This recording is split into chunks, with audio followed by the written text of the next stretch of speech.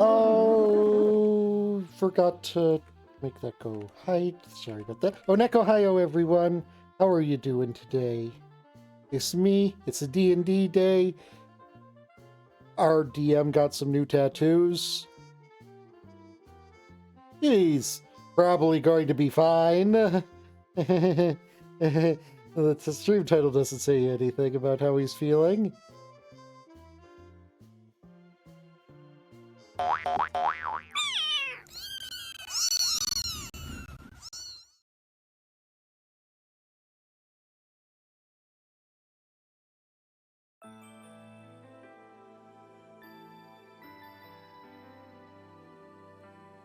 Why is it? Table view. Alright, that recording's out. Let me get set up for game. There we go. It wasn't capturing the window. Oh, Why did all my stuff move? Do I have to fix things? also, Era, you're still on what sounds like phone mic or something? On where? On Discord here? Yeah. Yeah, it Yes. sounds like it. Oh, hold on. I'm pretty sure Discord might have just decided to use a different. Yep, it decided to ignore my fancy microphone that I have plugged in. There you go. Now we there can we hear you. Let's find a layer here. Thank you for the biddies. I do things. Let's see. Where the hell am I in here? Is it this one? Or is it this one? It is definitely that one. Let's fix that.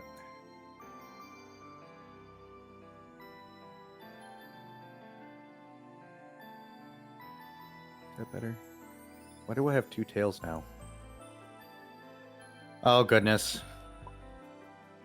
Oh no. Train. Hype train. Enjoy the music, guys. It's going to drown everybody out. Dropping a shout out for Era and Zim in chat.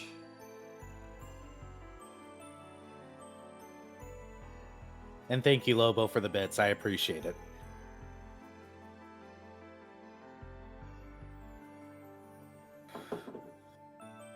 Thank you for the sub, Vari. You're welcome.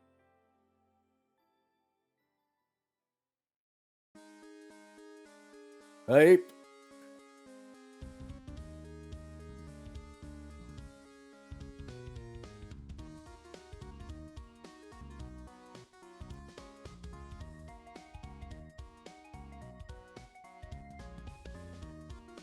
Oh, Last episode was the one where we did the contract and the paid dragged loss to Era, right?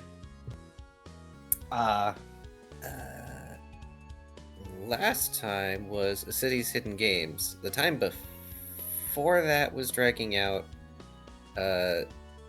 Last time was Contract. It was the time before that that Paint dragged lost out. Okay, that's right.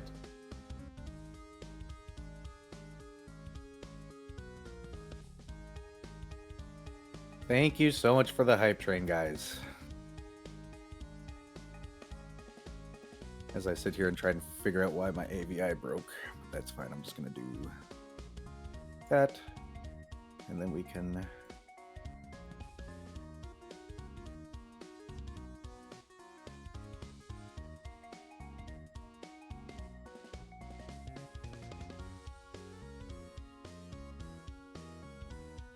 figure it out later. There we go.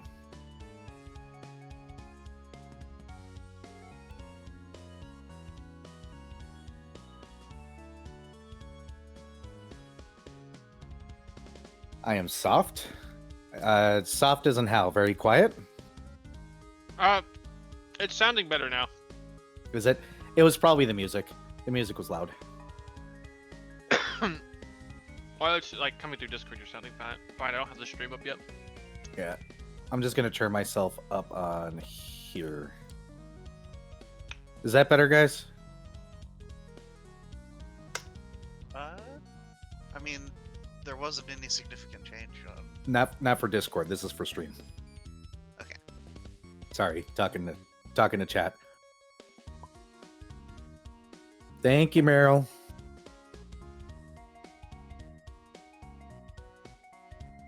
Okay, perfect. We're much better on stream now. Perfect.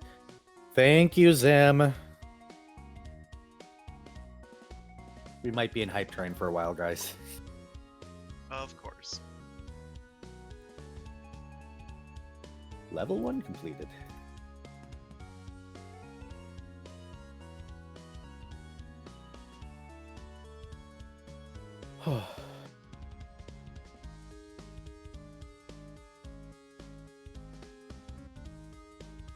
Okay.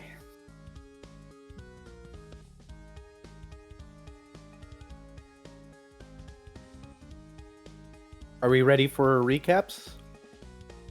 Your recording started and everything, Zim? No, not yet. Sorry. Nope, you're Work fine. it as fast as I can. No No worries. rush. I need to use the bathroom anyway. I might sneak away for a moment here. We'll see.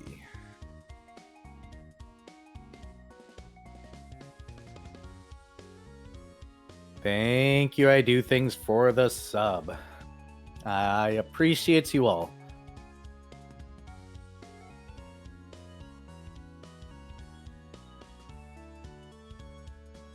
Super important what? CC? No, I don't. Twitch doesn't want to remove the button, and I don't know why. It just appears, and I can't make it go away without completely uninstalling it. So, sorry it's floating there. I've been trying to make it go away, but it's decided not to.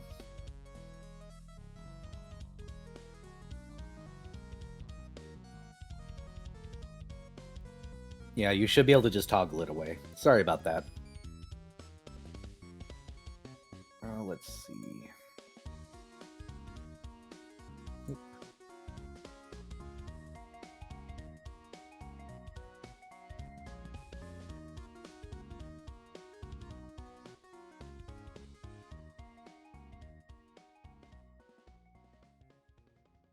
No, you're fine.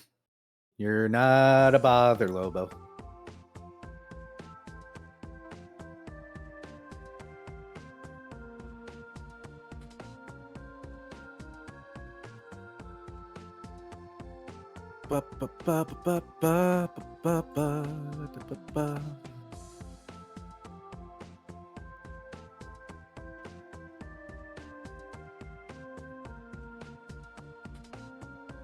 Still hope you're all doing good.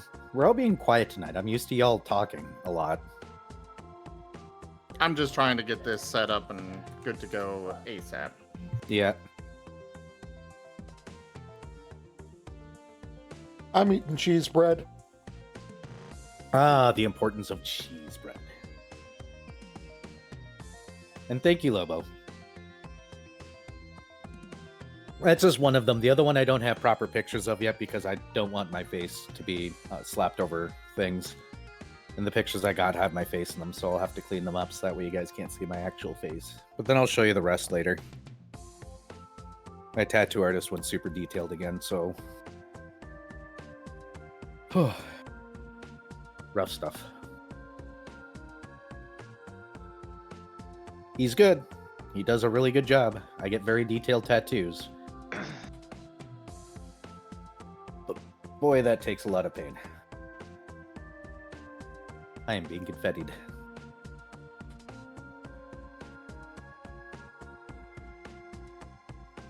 Hey, Nibbles is here. Nibbles actually showed up to work. Good. Ah.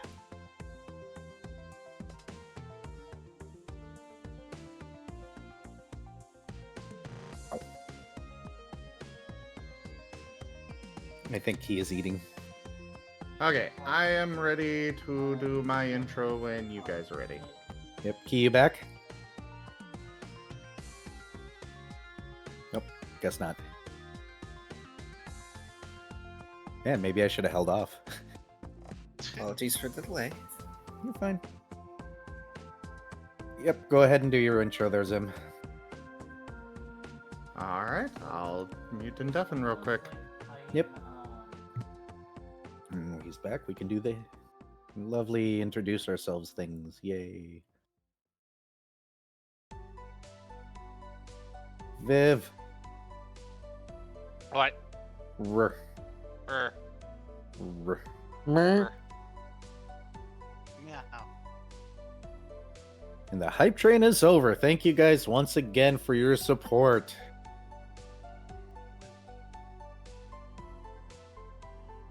Normally it'd be more.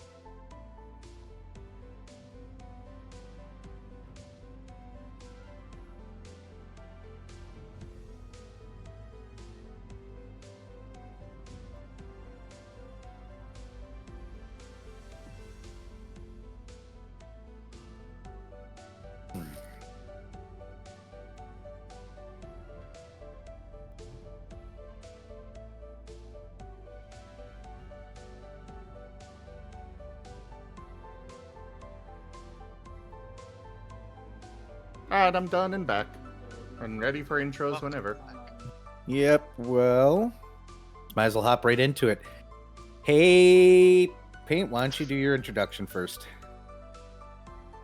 Oh. I am Ra Zim, and I am playing as Paint, the noble Fey African wild dog. He is a sentient feral. He is a kineticist. In particular, an entropy kineticist. And he tries to be a good boy. He is an actively participating good boy in the Good Boy Club. Hey, Dr. Volt. Hello, my name is Oneko Tayago. I am playing Dr. Gerhard Volt, and a augmented human artificer. I don't know how many times I can say he is a mad scientist in different forms. But he's a Kind of. mad scientist. Time to get you a thesaurus. Oh dear. A German mad scientist. You know, the best kind. The maddest Oh. of all kinds.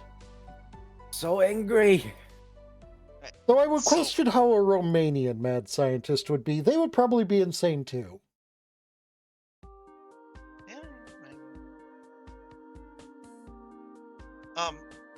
I'm Vari. I'm playing Fret, the mute musician bard Kitsune. Viv. I know. I'm Viv. I play Shoal Brinecoat, the cat shark ranger who bites things a lot. Bitey, bitey. He's about the only one of us capable of dealing melee damage. Yep, I'm the group DPS. In that he I is will- currently the group's DPS. Not the DPS of the group. He is just the source of all of the group's DPS. At melee, at least. I will have you know I am capable of melee. Shoal's just better at it. By a considerable margin. This is true. But hi, I'm Carcerus, also known as Key. I play Last Lost, the Paladin. And I am also our recapper for Forever. Yes, because professional note takers in games are gods. Gods among men. It's wonderful. It's wonderful. And of course, I'm Drunk Dragonera. I'm your GM for tonight. Something, something, something, kill paint. Recap time. I can only threaten in so many ways to stab you. I mean, I just went through 4 hours of being stabbed repeatedly. I think you might have to come up with a better threat. This is true. There was much stabbing. Yes. Hmm. I need some stabbing. Right then. Last time was Session 8, A City's Hidden Games. For the first time in a while, Lost heads into his early shift as part of the Twilight Guard, bringing Paint with him. He changes into his uniform, and almost immediately there is much fanfare over Lost having brought an adorable friend with him. Paint is presented with a guard cap and honorary badge. There is no fighting this, and it's wholesomely cute. Last Lost's commanding officer, a half-elven being named Lenicus, motions them to their office for updates to their current situation. Last leaves Paint behind to be fawned over, entering Lenicus's office.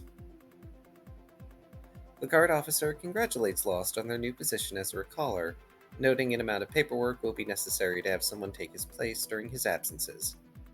Gesturing for Lost to take a seat, Lenicus begins to inform the Smoke Lion of two organizations that have recently cropped up and are already creating problems.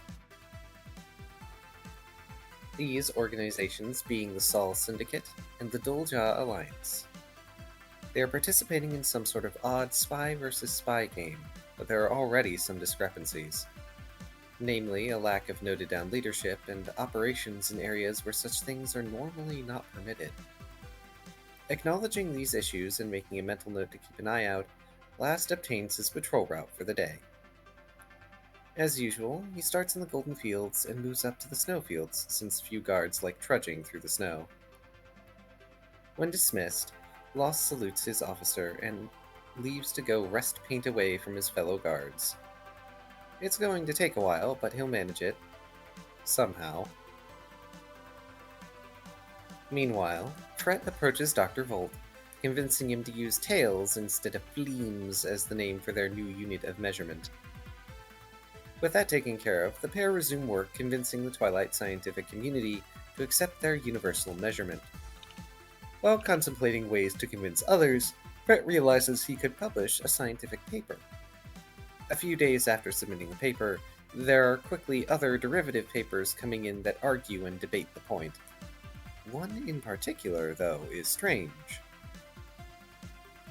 A letter from a Dr. Marin from a company called MSS.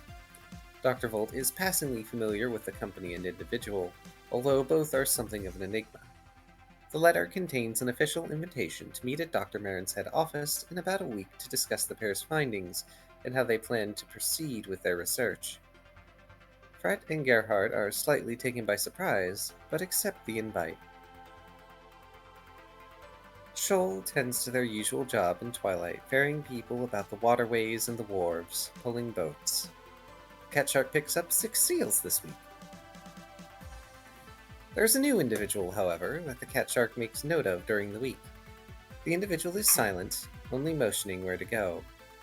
They also wait for Shoal specifically to ferry them around, taking them to and from what was, until recently, an unoccupied building.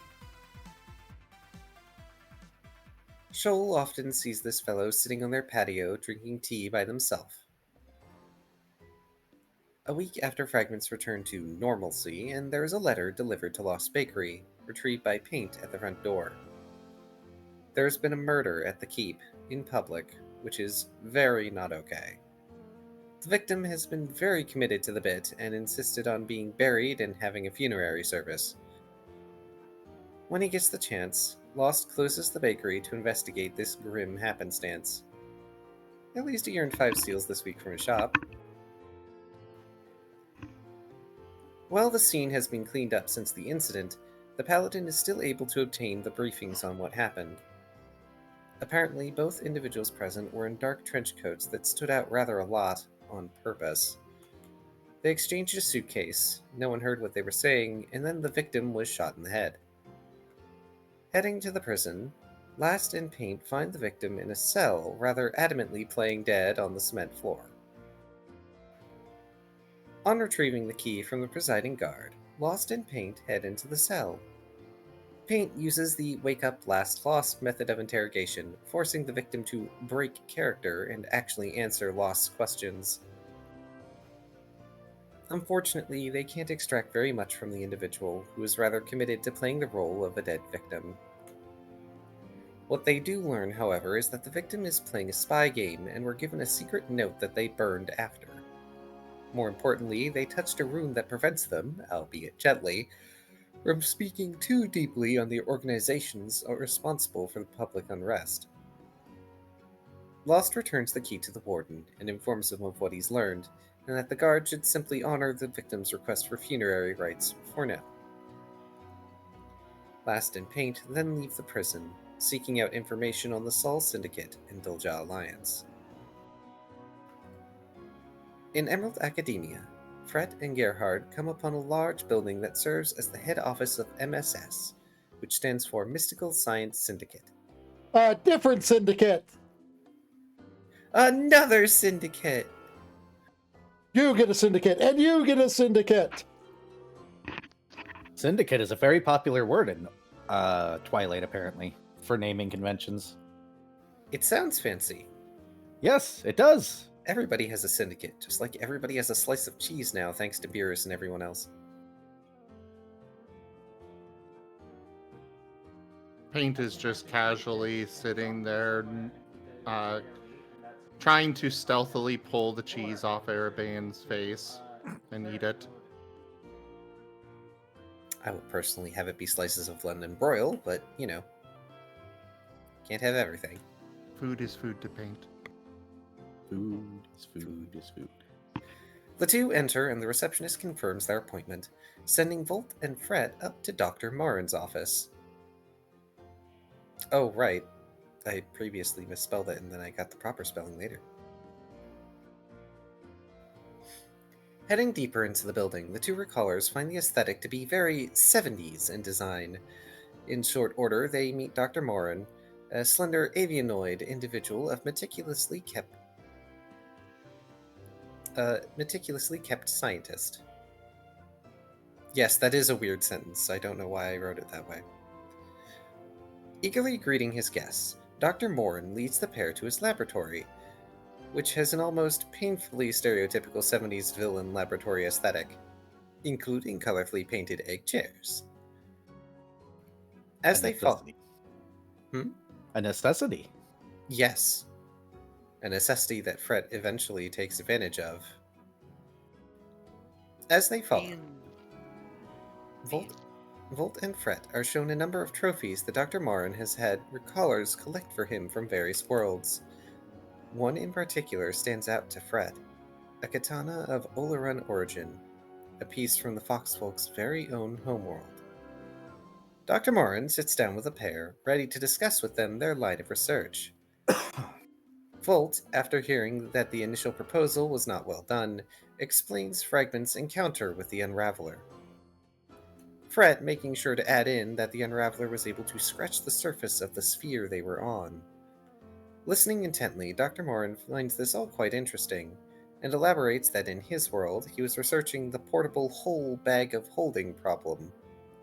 He theorized that since not all things come back from the astral plane, there may be another layer.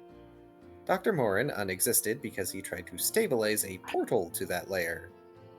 Having acquired the lens through which Fred and Volt originally found the rift the Unraveler left behind, Dr. Morin explains that the lens may be flawed. The avianoid scientist has found that the energy detected with the lens is not positive or negative, but some sort of neutral magics, like some sort of flux. Should his theory be correct, he may have recreated the lens. If Fred and Volt are willing to help publish the research, Dr. Morin is willing to fund the pair's venture. Fred is incredibly excited, but Volt politely informs Morin they will need to discuss this with their other team members first. Dr. Morin is amiable to this stipulation and informs Gerhard that he is prepared to offer a position at MSS to Dr. Volt if he so wishes it, and hopes to hear a positive response from the group as a whole. Realizing something, Fred writes out to Dr. Morin, asking what the catch is with this almost too good to be true offer. Dr. Morin dismisses the concern, stating that as a scientific man, he has no reason for ulterior motive here. The avianoid says that peer review so far in Twilight has been a joke, many in Twilight not being terribly keen on scientific ventures as a collaborative project. Many too used to doing individual research in their own towers, many from magic-heavy worlds. Dr. Volt realizes that Dr. Morin is a corporate fellow, and while he would give due credit to the Fragment team, very much wants to claim a large amount of the credit for himself.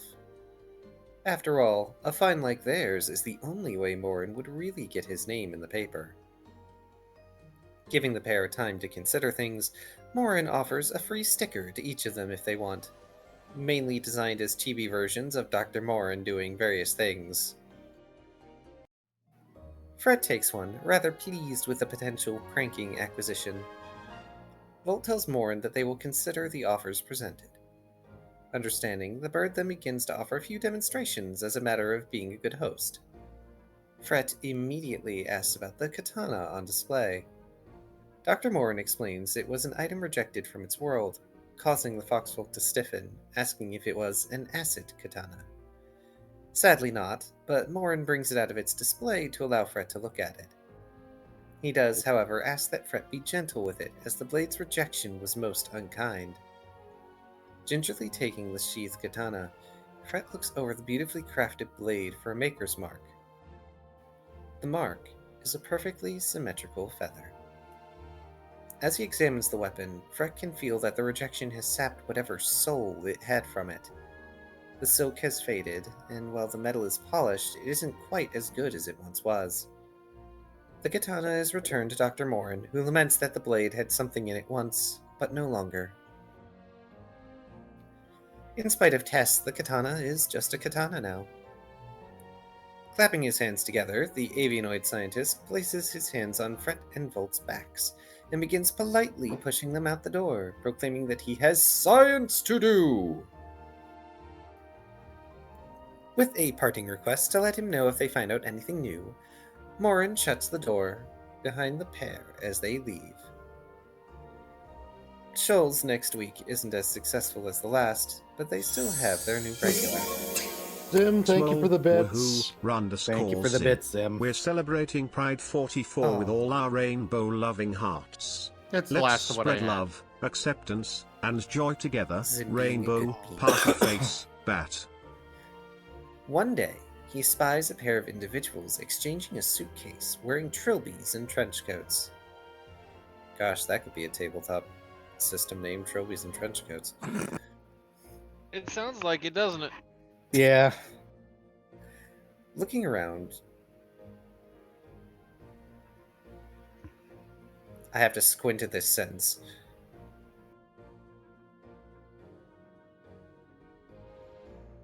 Thank you for the bits, Lobo. The pair look around, then at Shoal, then part ways, leaving Shoal to take their new regular to their little cafe building home as has become usual. Shoal isn't going to complain, though has yet to hear the regulars say a word or have company over where they appear to live. During this next week, Lost makes another 4 seals from his bakery, getting plenty of assistance from Paint directing people into the shop. At some point, the warden guard from before drops by as Lost offered to them. They hand Last a recipe for something special from their homeworld they hope the Savnos might be able to make.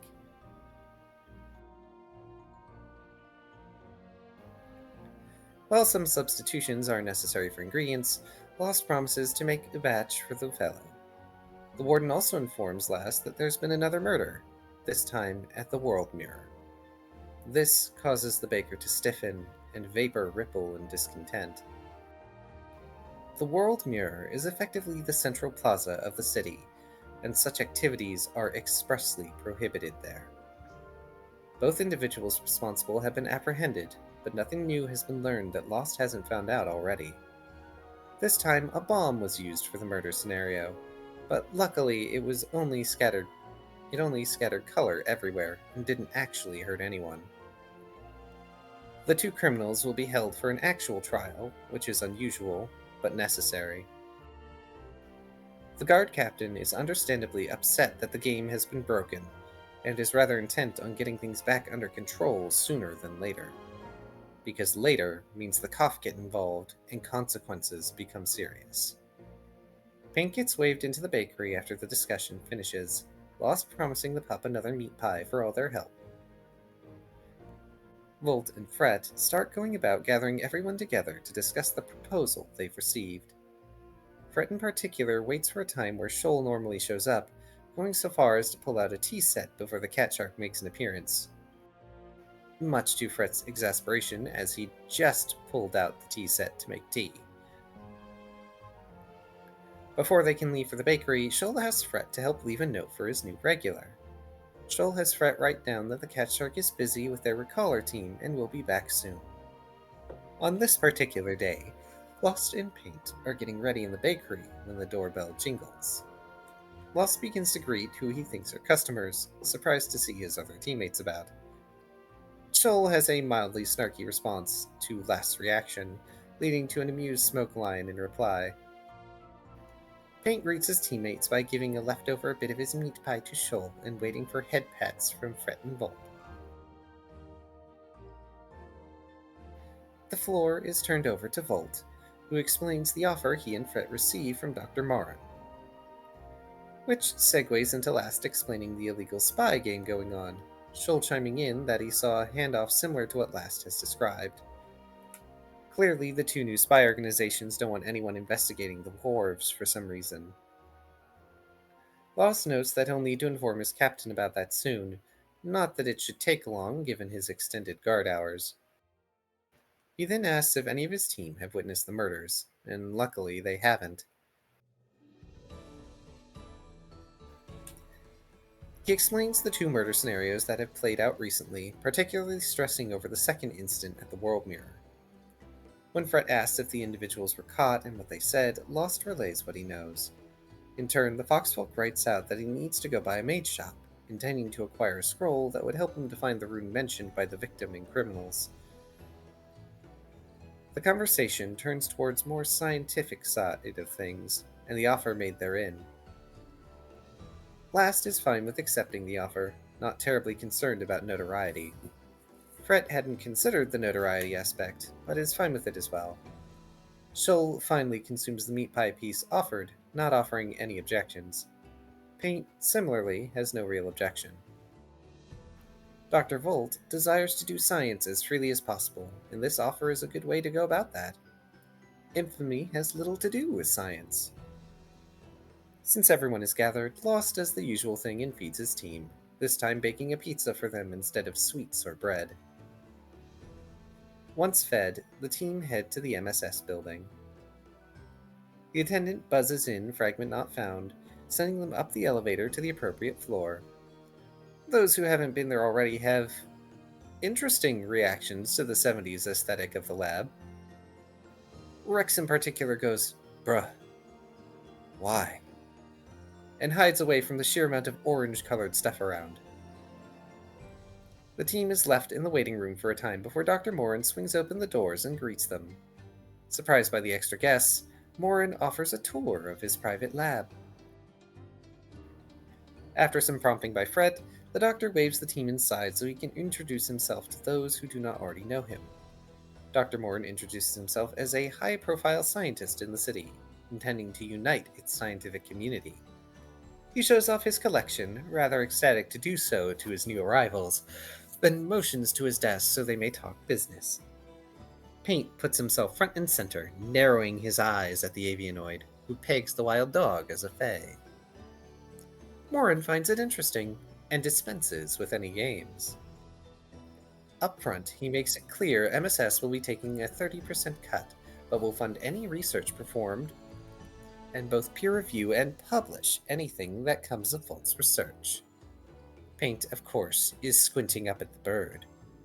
He sends out an image of a pile of seals growing and shrinking, then of the Morin bird pushing the pile of seals at the group, essentially asking how much the group is being offered.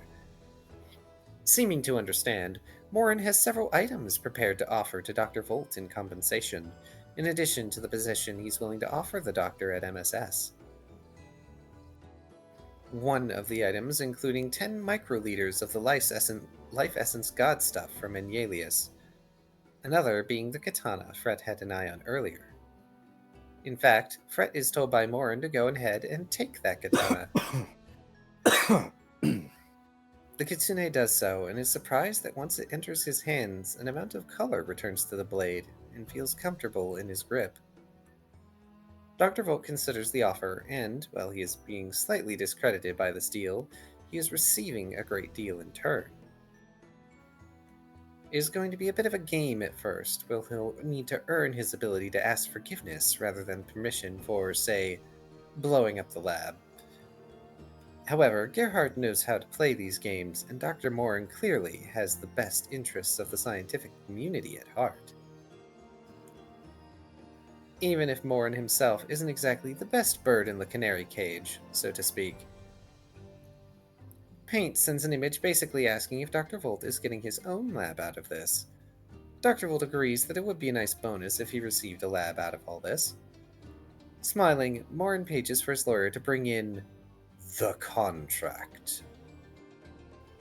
The smallest elf fragment I've ever seen enters the office through a small door, leaving the stack of papers that constitutes the contract to be signed. Dr. Morin reviews it, presenting it to Paint and Dr. Volt for review. While much of it is fine, Paint finds disagreement in the contract stating that all accreditation would be under MSS in large letterhead. The little lawyer sighs and snaps their fingers, the contract changing to state that published works and inventions from now on would be from the labs of MSS by Dr. Gerhard Volt. Now Paint sneezes in agreement to the contract. A page is put forward, and everyone signs the contract, Paint included. Pleased with this development, Dr. Morin pours a glass of wine for everyone, whether they want it or not. Paint and Lost politely decline to drink, though Fret takes his and goes to sit and spin in an egg chair for a while. A toast is had to science! I forgot about the egg chair spinning. For those here who are not the most aware of various bits of fairy lore, you know how you get all of this stuff about how devils are like super huge on contracts? Oh, fairies are too. Yeah. They learned it from the Fae. Yeah, the Fae came first. Ah, yes, the first world. A box is presented to Dr. Volt before the team leaves by Dr. Morin. He believes Volt may have more use out of it in the field than he would in the lab. It is a replica of the lens that was able to view the flux magic of the Unravelers. While Dr. Volt would rather have a toggleable lens, this gift is very much appreciated for the moment. Dr. Morin expects great things, asking the lens to be considered a thank you gift for signing the contract. A gift readily accepted in their new partnership. Shoal returns to work as soon as they are able, finding their regular standing there waiting for them. It's a little awkward going to where the regular usually does, since it's late by now. For the first time, Shoal hears the man speak in broken words. Speaking is hard for the man, and he cannot read. Shoal just tells his regular that the note was just to let him know he'd be late today. The regular offers for Shoal to stay and have some tea. Shoal stays, seeing the man grind up some sort of red reed into a bittersweet tea.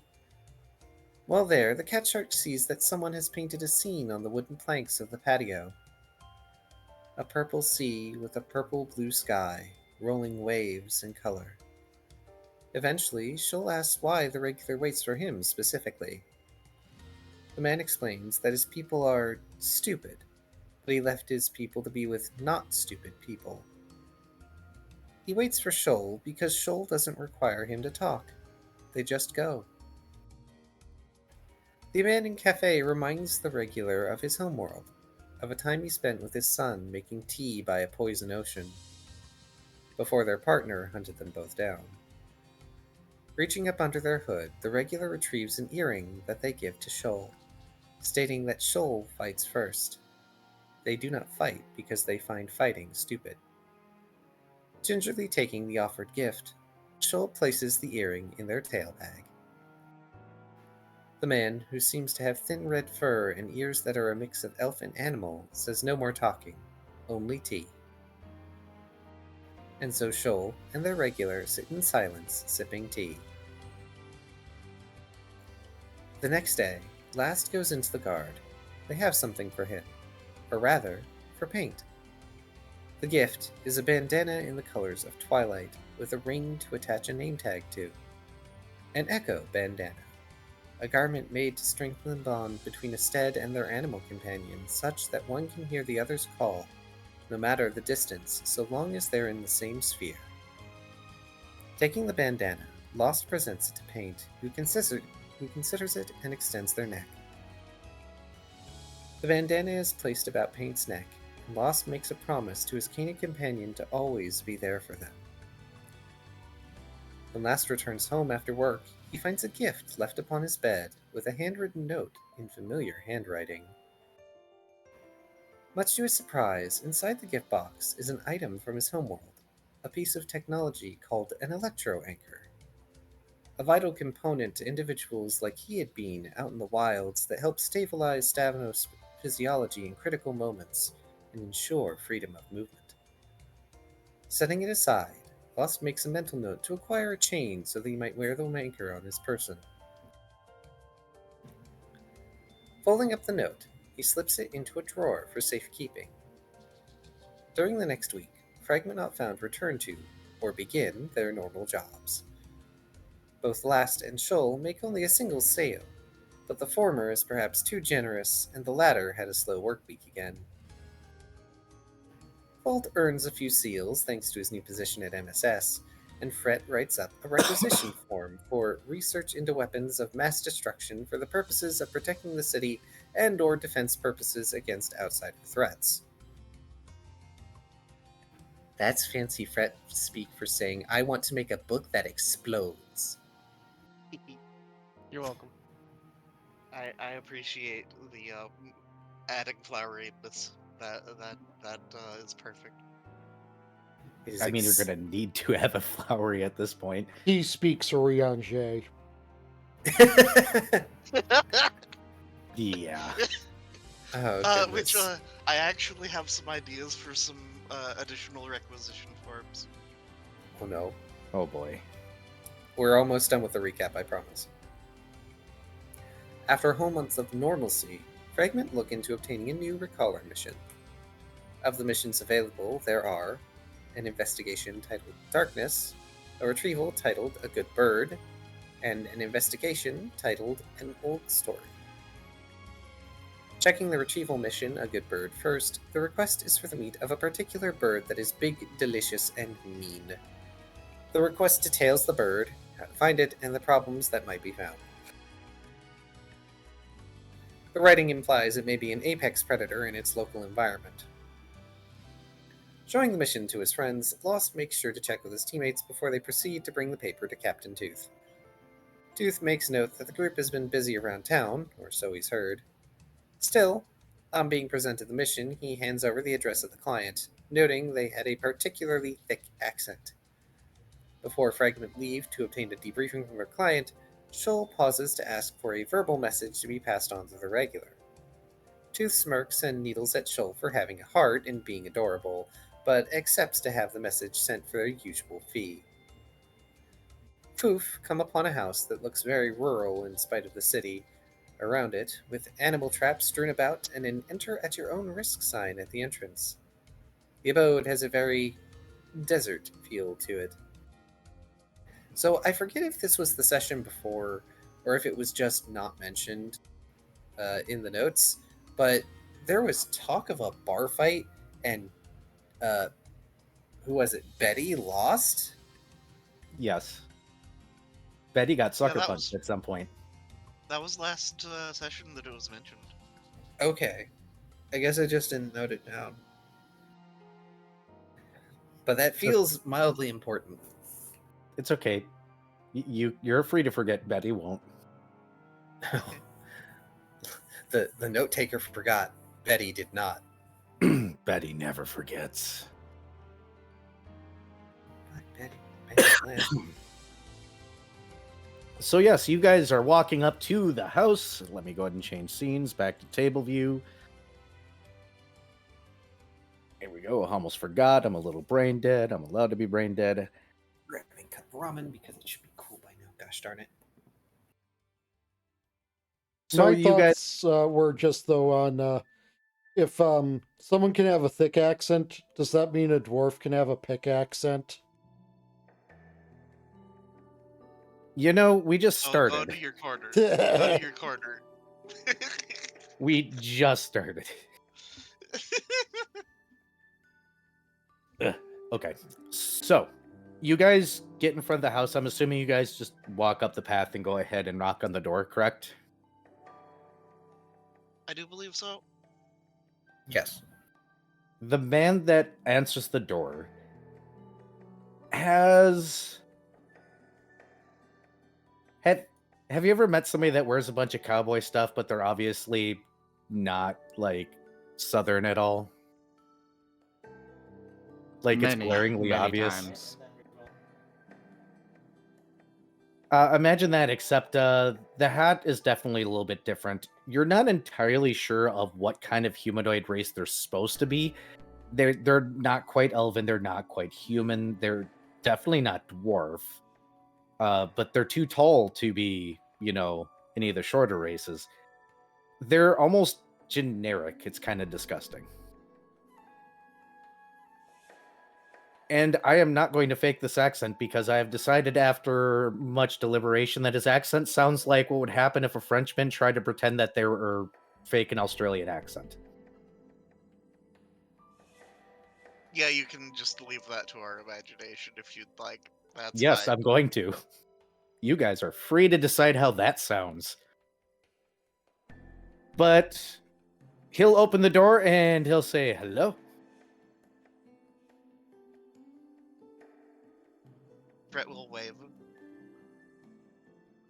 Good morning. Last briefly glancing at the sky, just gonna sit along good morning and keep going. We're here about your request to the recallers. A good bird? He fishes out the paper. Fantastic. Come in. He'll open his door for you. The inside is kind of cabin-like, very homely. He has a collection of animal skulls, though. And it seems he has other traps and stuff. And then you see a work uniform for one of the local restaurants nearby. Okay, but you said this guy is like in some way, some descriptor Australian? French. He's He's French-Australian. fake. He's fake Australian. Okay, then it's even more important. Where's the either necklace of or hat of crocodile teeth? You see, he wasn't able to get the crocodile teeth. So he just has the hat.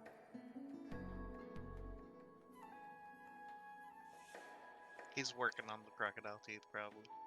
Yeah, but he wants the bird first, because the bird is tasty. Yeah, he needs to get that war on the emus settled.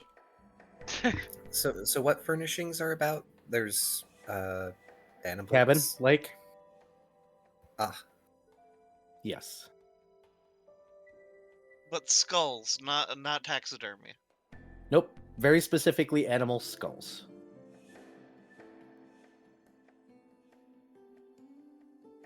Though his work uniform says he probably doesn't actually do any of this work himself. And the fact that he's sending you guys. Of course. But he'll welcome you in and he'll pull out some pieces of paper and he will say, yes, and he'll hold out the map. This is my home continent. I did the best I could. And when you open it up, it definitely looks like it's in the shape of a continent. You see some kind of landmarks, you're assuming cities, and an X in the map. They inhabit the forest here, and they look like this. And he unveils what looks like, well, imagine if a chicken looked like a raptor. Still with the beak, but teeth. Kind of dinosaur-like.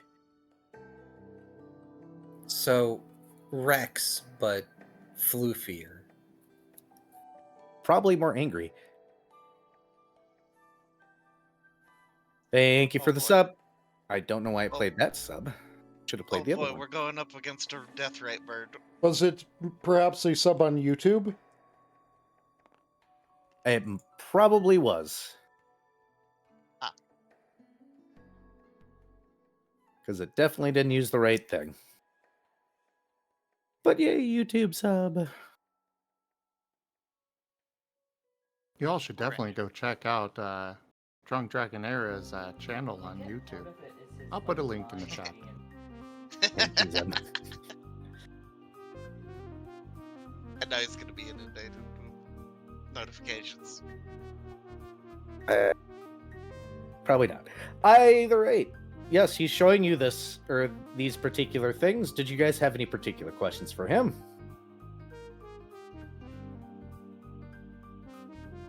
Does anybody else have questions first before I ask anything? Because I'm still consuming ramen.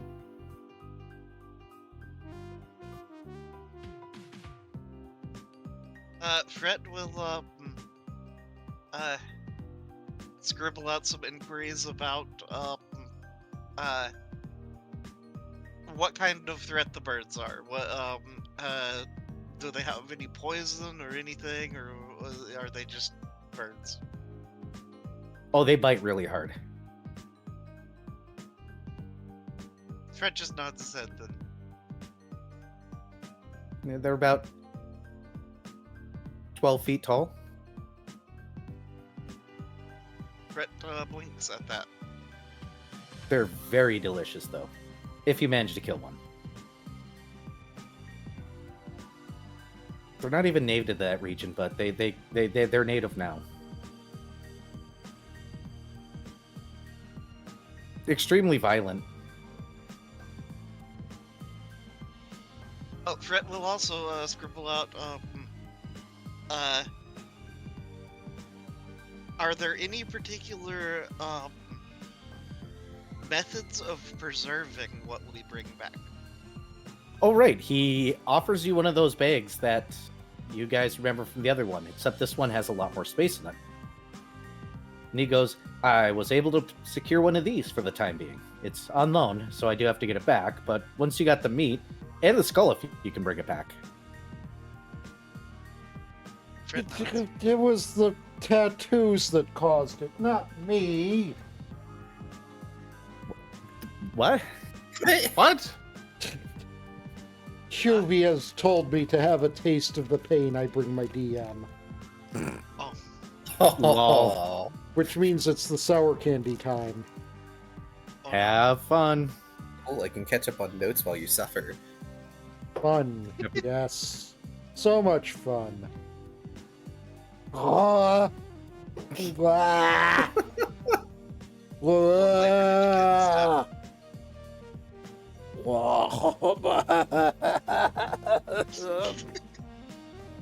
And then Dr. Volt died. This one's bad. It's black cherry. Oh, Oh, I love the black cherry ones. Same. That sounds delicious. oh, suffering. Warhead, though. Like, okay, let's be honest. Normally, when there's black cherry flavored stuff, it's not great. But black cherry warheads are awesome. They are, but oh my god, are they sour? I used to eat those candies till my tongue hurt. Yeah, there might Also be a fun. reason. I was just gonna say, for the record, Rex is a water elemental today. Understood? Waterborne. Blub, blub, blub. Blub, blub, blub, blub. Yeah, I personally, the flavor black cherry, I can take or leave. Honestly, it's okay, but black walnut, on the other hand, is a freaking wonderful flavor. Black walnut?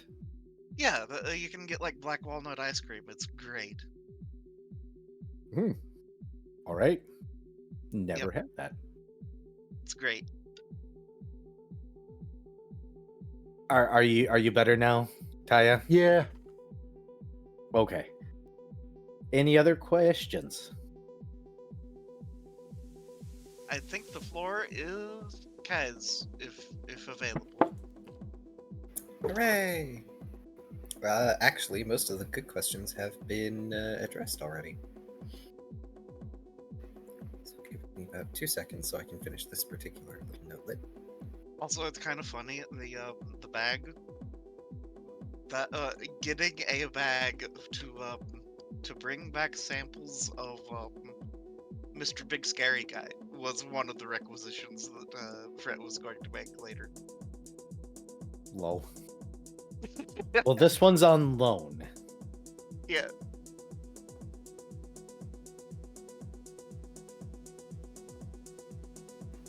All right. So, are there any local dangers we should be worried about besides danger birds? Oh, tons. Like? Avoid the bugs. Don't touch any of them.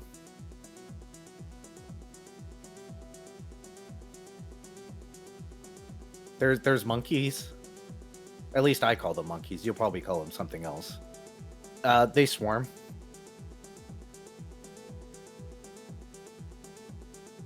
Yeah, those are probably the two really big ones. There's a lot of bugs out there. Still sounding a lot like we're going to Australia.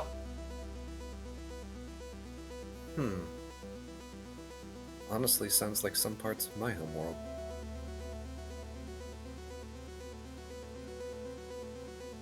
Okay.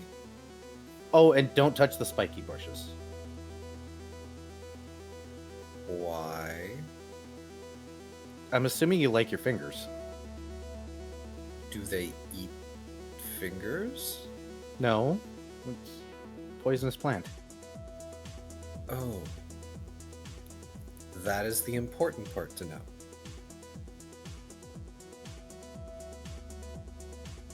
They're rare though, so you should be fine.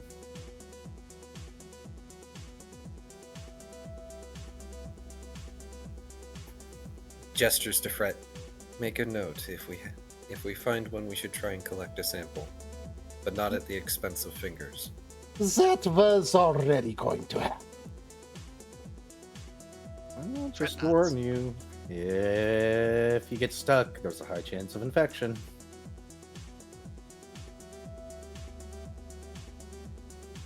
There's a reason I've been training in medicine. Glances back at the team. I promise it's not because I'm worried for your health. But also I'm worried for your health.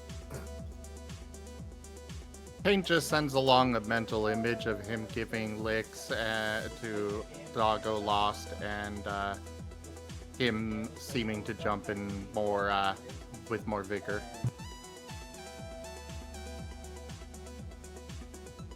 And then he wags. Also, it will become Lost's turn to do the bounce, bounce, bounce. Yes, Lost was doing the bounce, bounce, bounce. With little shimmers around Lost. Oh, sparkly. So, is there anything we should know about these birds that you haven't already told us? Let's see, I covered they're big, they're mean, they bite, they'll try to eat you. No, that's about it. Is there any good way to lure them somewhere? He shrugs. Do you want eggs from this creature? Oh no, you don't want to eat those.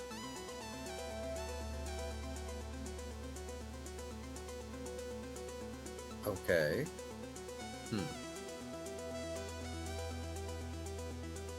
They taste really bad. Talking like really bad.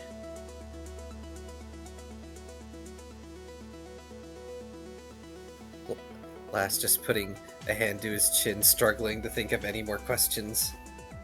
Anyways, they're hard to pick up. They're so sticky and gooey. Ugh. What? Yeah, I had to get used to hard-shelled eggs. That's not a thing from where I'm from. Oh.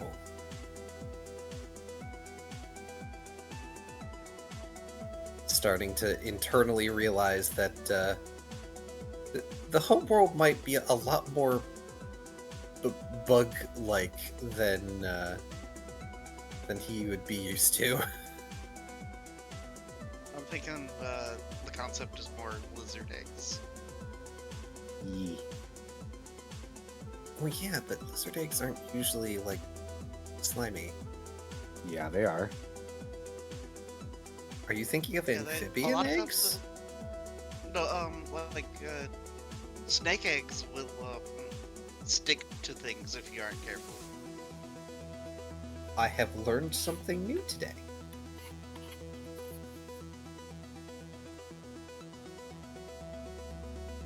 Do they have a weakness? He shrugs.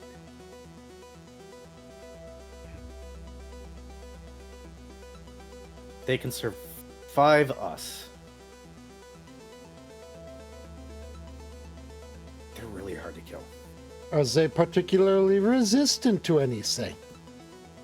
Not particularly resistant, but apparently they're very fast.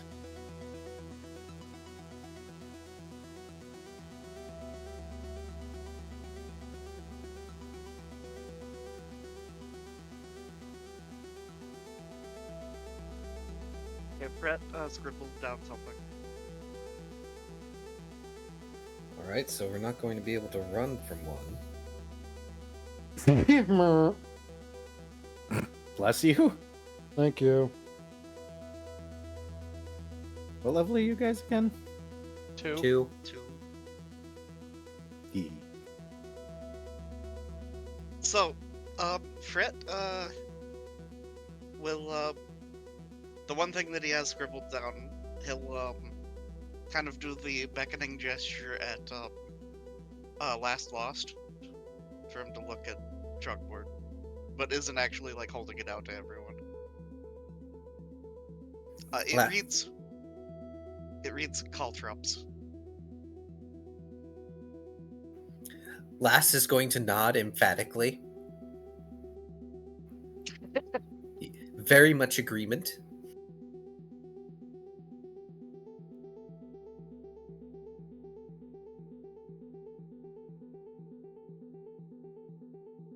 Brett just sagely nods.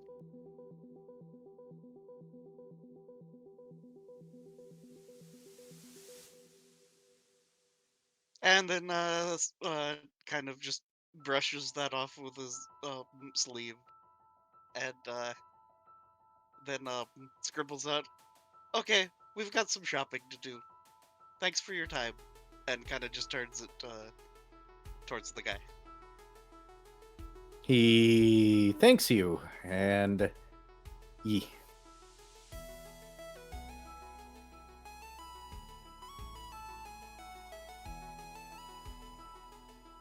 He will help you find the door. Even though you don't really need help, because it's right behind you guys. Strange man. Oh, he did the escorting you out, get the hell out of my house, kind of thing. Yes, but probably not intentionally in the rude way. Okay. So shopping. Well, Paint is 2 eagerly items. trying to push his way out as soon as the door opens. Okay, so 2 items on the general acquisition list are caltrops and anti-vermin repellent. Or just vermin repellent. It's a 5 GP alchemical item. So 5 scales.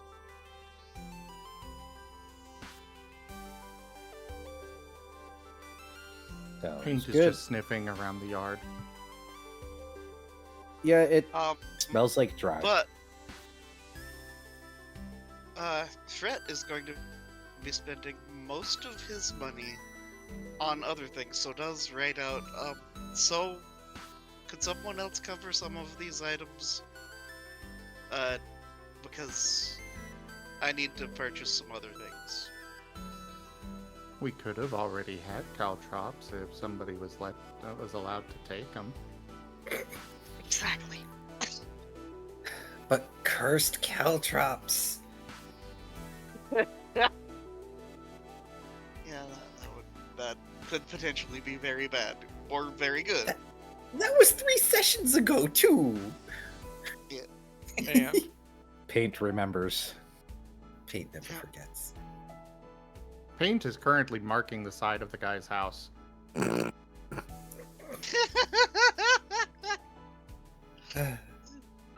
How much did you say everything was going to cost again? Okay, so vermin repellent is 5 GP per person. How And long then does it caltrops. last? 4 hours per, so we might want to stock up. I'm gonna let you guys roleplay for a moment. I'm gonna be right back. I need to use the bathroom. I can cover both, if necessary. Besides, we can always at least put in the repellent as something to be reimbursed for. Brett nods emphatically.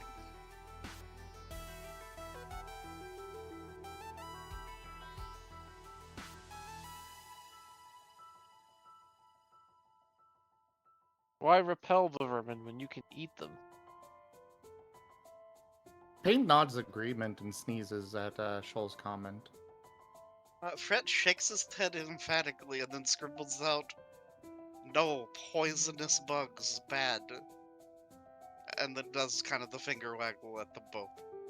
That's what antidotes and better stomachs are for. I believe I could perhaps table a research project on the effects of caltrops on the wildlife of and retrieve the assistance caltrops provide upon retrieval missions. I will simply need to make 30% more caltrops than we would otherwise need.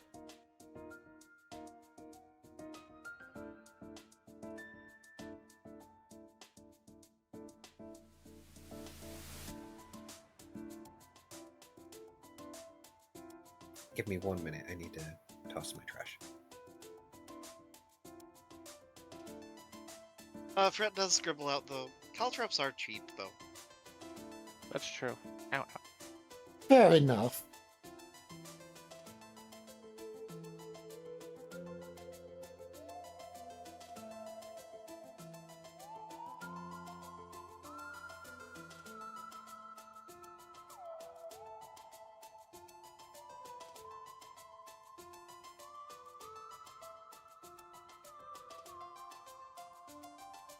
And then scribbles out, but I have a spell to go by while I'm thinking about it, so... yeah. Well, one cannot say I did not offer to help. Fred gives a thumbs up. Actually, Dr. Volt, I may have a request for your employee.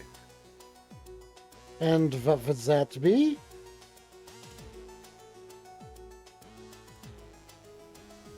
Last tugs nervously at the collar of their uniform at the moment. I require a replacement mask for outings.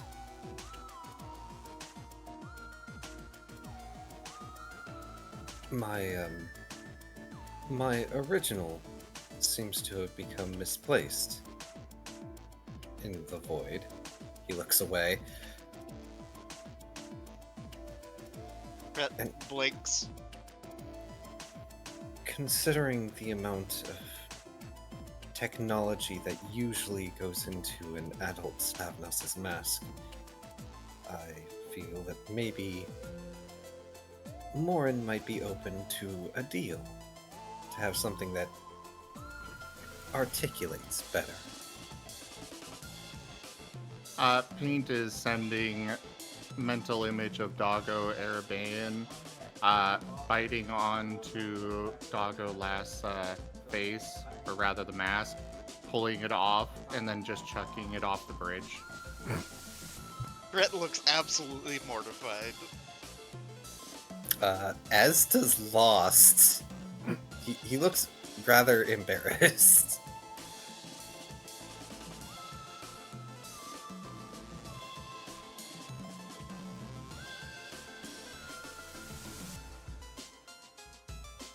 Shoal is just smirking.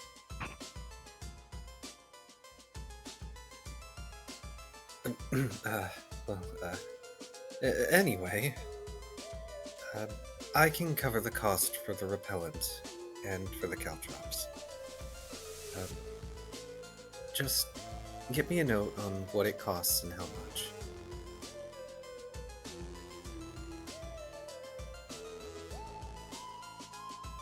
As for the repellent, I'll get 2 doses for each of us.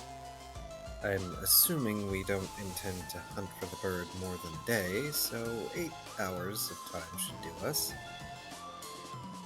Brett nods.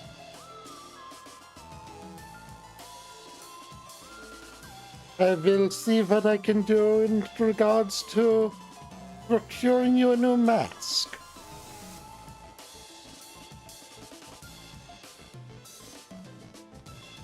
I appreciate it. He hesitates a bit. If necessary, you may leverage my physiology. Dr. Morin is a man of science. It would probably not be above him to want to better understand my species.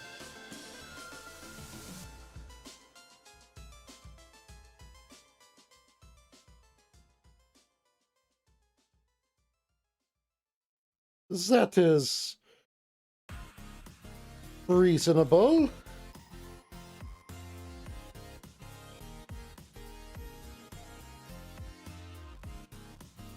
He looks very uncomfortable at the idea.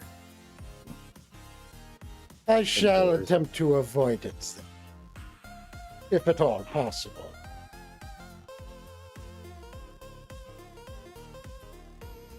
Brett, realizing that Dr. Volk will be heading to employer, will hastily pull out some mostly complete requisition forms and hand them over to Dr. Volk.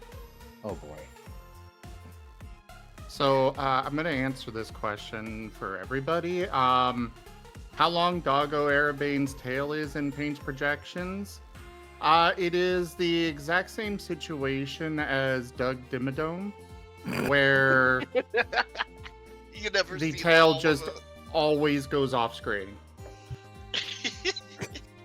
Either that or it's longer in every picture. Doug Dimmadome? You mean No. the owner of the Dimsdale Dimmadome? Yeah, Doug Dimmadome, owner of the Dimsdale Dimmadome. But no, it's every time he shows up, his hat always goes off screen. Yep. Doesn't matter where he is, it just always goes off screen. Yeah, even if it's like a distance shot of like the middle of town. Whiskers is doodling. No. Oh no. Oh no, now I have to see. Oh no!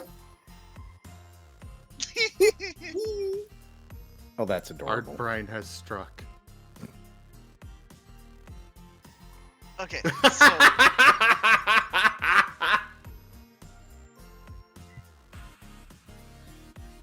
So, okay, so requisition forms. It will be consisting of 2 things. 1, a wayfinder for purposes of more accurately mapping the multiverse. And a stasis bag for exclusively the purpose of acquiring samples of a certain entity. Interesting. Well, I'm assuming Dr. Dr. Volt is going to go ahead and bring. At least I'm not calling him Dr. Scholes anymore. Yeah, at least it's not Dr. Scholl's massaging gel inserts. Scholl But I'm- hasn't gotten his doctorate yet. It's fine. What are you going to get your doctorate in? Fighting. Yeah, that's what I thought. Marine biology. Or That's how you can sass. fight it. Just a doctorate in sass. I didn't know you could get a doctorate in that. You can get a Wonder if I can doctorate get in down there. anything. As long as you pay enough money. Yeah, the whole going on a cruise and getting the certificate that's on the back of a Denny's placemat looking thing or something. Oh boy. Paint Well- is getting a doctorate in contracts. When he goes to school. Don't we just call that passing the bar exam?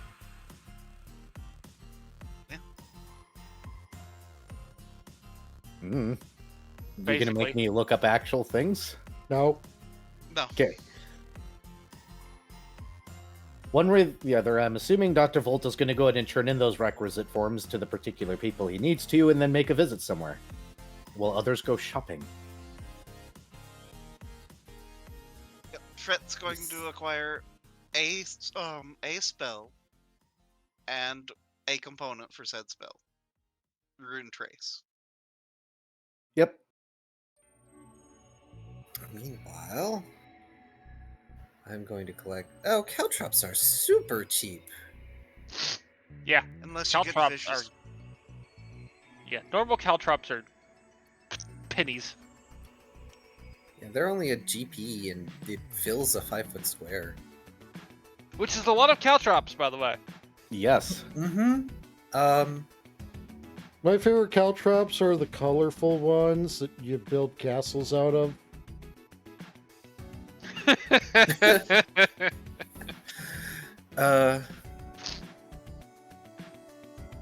Shoal would like those more if he had thumbs. I would say getting at least like a couple bags per individual that's able to use them. So we've got 3 people that could in theory use them. So what I'm going to do, it's a lot of money, but I'm going to spend 100 seals. 50 for the repellent, so that each of us has 2 repellents and thus 8 hours worth of repellent. And then another 50 in caltrops, so that each of us has 5 bags of caltrops. Wow.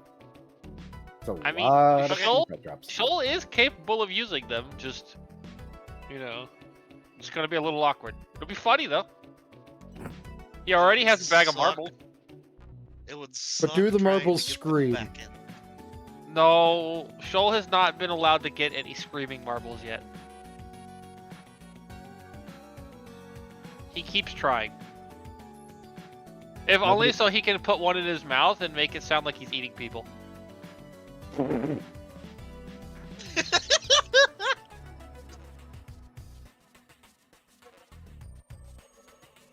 Just don't accidentally swallow, because you have to live with that for, days. Shoal is a lot better about that than you would think.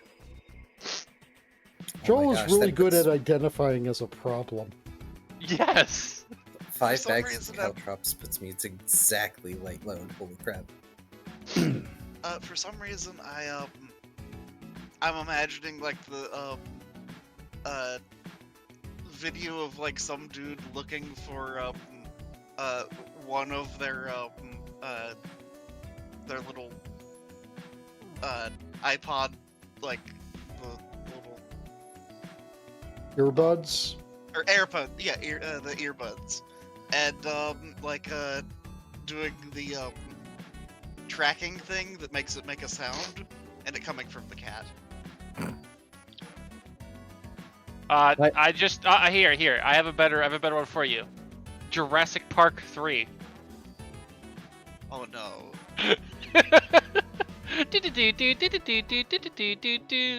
Why is that coming from the water?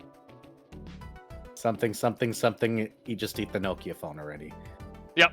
By the way, I don't think Zim or Zim's chat knows anything about the Screaming Marble universe. Beerus just pointed that out. Oh, yes. Nope.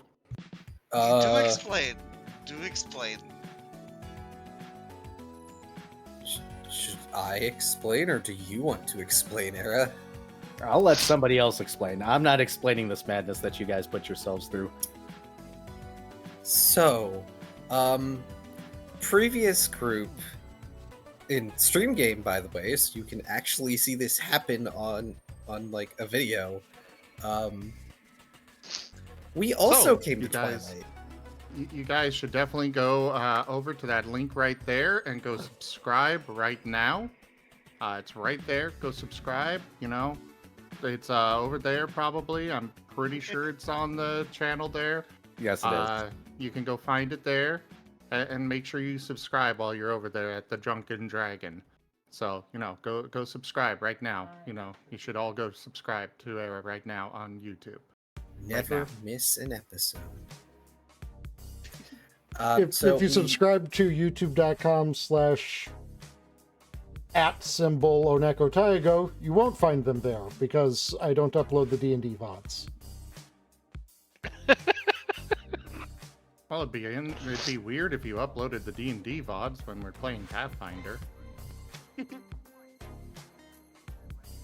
Continue, Key. So, previous group also came to Twilight temporarily, where things happened and we got to participate in helping defend the city from a siege of things coming out of rifts that really were not happy to see anything there. And one of the things that we did, because we were manning a cannon on the wall, was fire a bag of marbles into one of the rifts. It wasn't just any bag of marbles, though. No, it wasn't, but I forget the details on it. You might remember It better was- than me. It was enchanted with Minuet's personal spell. Oh, Thank you for What the is- snub, right. Ryan. What did that do again? It So- was the marble swarm that trips people. So, yeah, Darren had a penchant for making spells for his teammates. Darren is the storyteller you see on Era's stream when storytime happens. And one of the spells he made specifically for his best friend since forever, Minuet, was Minuet's Manic Marbles. And their whole purpose was to roll around being a distraction and scream. That's all they did. That's all that spell did. The focus component was a bag of marbles. And so that's what Minuet put into the cannon and shot into a rift. And so now there is an entire dimension somewhere of screaming marbles. Yep. They launched a bag of marbles into nothing with a magical enchantment. Yep. I think they did something else as well that made them sentient. We did. That was probably the Book of Ix going off in the same pocket dimension. Oh, right. Yeah, it was in the same shot that a Book of Ix was also shot, I believe. I think the marbles got shot, was and then the book of Ix was shot into the really big portal. Oh, yeah. A smaller portal just beforehand was shot with the marbles. Do they need context for a Book of Ix? All right, guys, you're gonna take your standard 50-page notebook, and you're gonna put an explosive rune on every side of it. Congratulations, you now have a weapon of mass destruction that does 300 d6 damage. And we taped it to the side of a cannonball and shot it out of a cannon. Yep, they did. For its inaugural use. Yes, and Yeah, it only got improved on from there. There was a very, very significant chance of it just blowing up in our faces and blowing a hole in the side of the city of Twilight. Like Yep. a big hole. That would have been the end of the campaign right there, but you know what? Risk versus reward. They may or may not have nuked an island with one. I thought it was 2 islands. We, you say, as if that was not entirely Ix. Yeah, Yes. don't steal Ix's war crimes. And technically it was 2. Yes. Gosh, y'all reminded me of the interplanar ballistic wolf. But that is a story for another time. Indeed. So, Dr. A Volt, wise decision. you're gonna ask your boss for a thing, yes? I believe that was the idea, yeah? Well, ask. You're welcome, Razim. When you approach him, okay. he's I going to thought be I working his left. Go ahead. I thought I recognized the name and was sitting here like, I don't know where I recognize that from, but I know I recognize it. I apparently had gotten Twitch had unfollowed me from Razim at some point, so I refollowed. He is going to be working in his lab when you find him. I can't really brain well enough to do this entirely in character, let alone with the accent. That's fine, skip the accent. What Dr. Volt will basically try telling him, though, is that he has reason to believe that it could be interesting to develop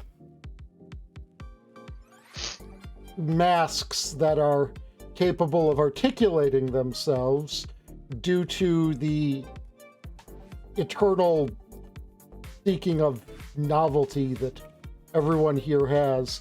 That they'd probably be something that would catch on quite well. Roll yourself a diplomacy. Diplomancy.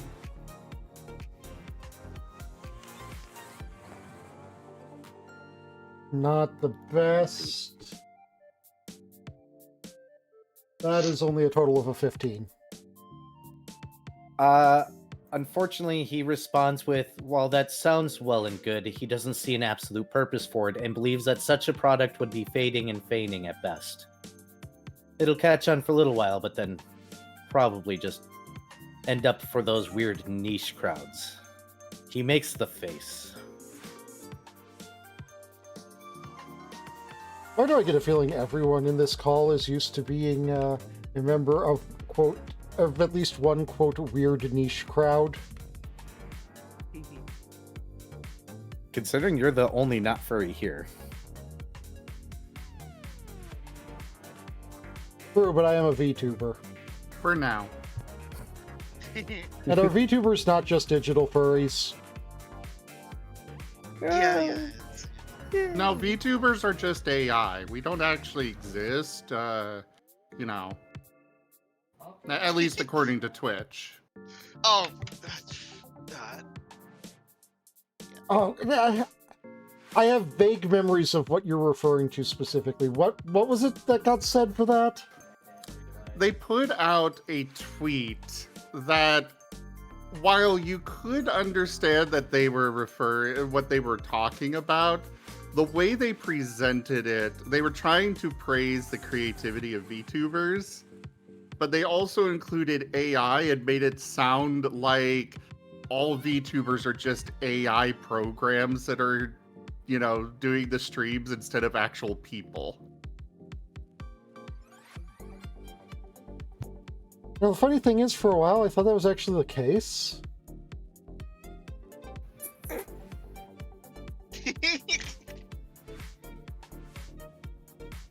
Look, it was early into the days of when VTubing existed, okay? I'm not joking. I'm just a very tired GM. Well, he tried without it. He's going to say he's going to say that also the person who requested this did state that you could study their unique smoke-like physiology. You know that moment when you give a scientist, well, a test subject? Like, he's in the middle of something right now that he probably shouldn't just put down, but he puts it down, takes off the gloves, turns to you, and goes, all right. When will he be here? Paint is going to take exception to this. But Dr. Volt said he'd try to do it without this coming up, and he failed at doing it without it coming up. He tried, and that's all that matters. An attempt was made. He says, I'm more than happy to learn about the physiology of such a unique being such as himself. In exchange, he just wants a mask. Indeed. We'll tell him to come in for measurements. Dr. Volt will nod and he'll go and inform Last Lost.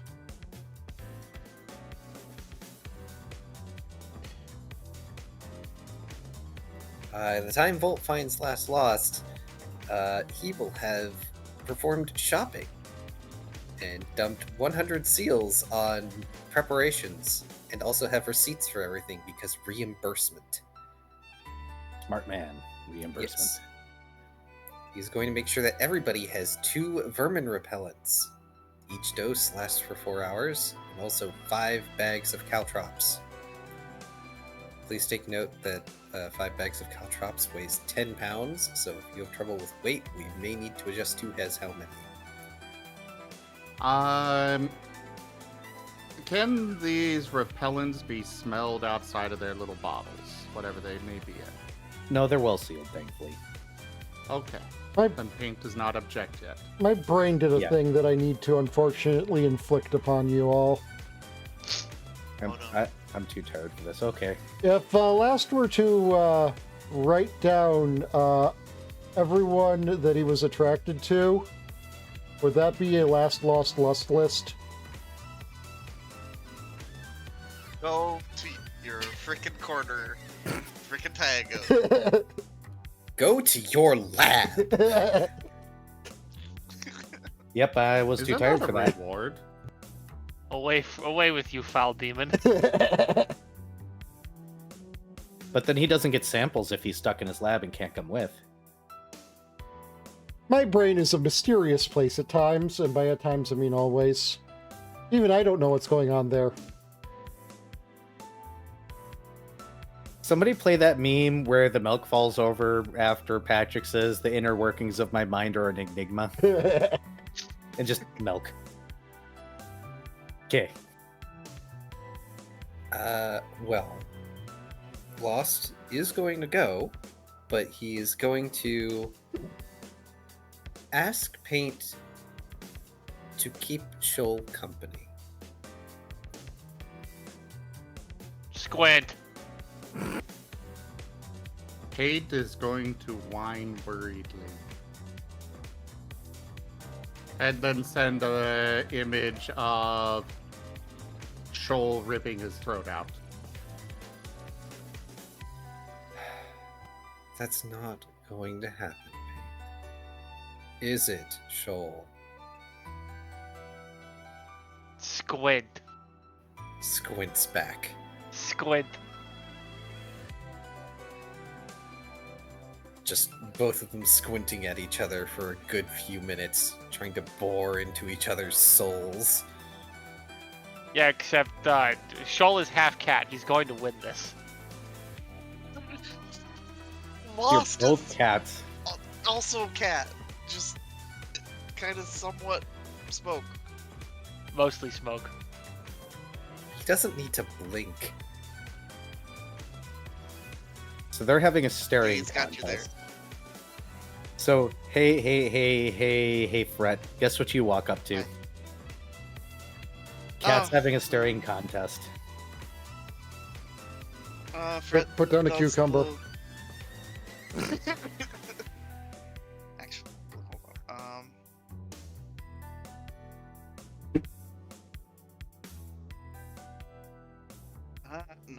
I'm not gonna do any of that. Fret will inquire with Shoal. What's going on? He wants to leave the Fae with me. Fred just kind of blinks and then kind of shrugs and does the mental note of, okay, well, just don't eat him yet. I need to go with Volt for a while, and it may be prudent to not have Paint come along. If Shoal really doesn't want to have Paint's company, would you? Fret pulls out a Wonder Meal bar. I swear. If you attempt to feed my canid child that stale cardboard mini brick. Fret Hey, Whiskers, I will- need a favor. I need a doodle of Paint laying on his side with the caption full of Wonder Meal. With X's over his eyes. Fret just kind of puts the bar back in his bag. He's starved to death.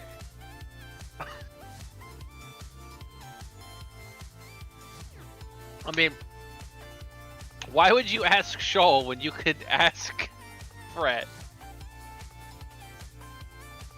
But yeah, Fret just kind of nods though. Scribbles out. Yeah, I can keep an eye on Paint. I mean, I'm going to keep an eye on Paint too. Just, you know, Gwynts. yes.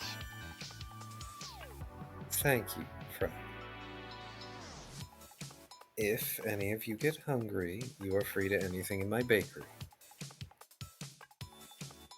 Even the chairs?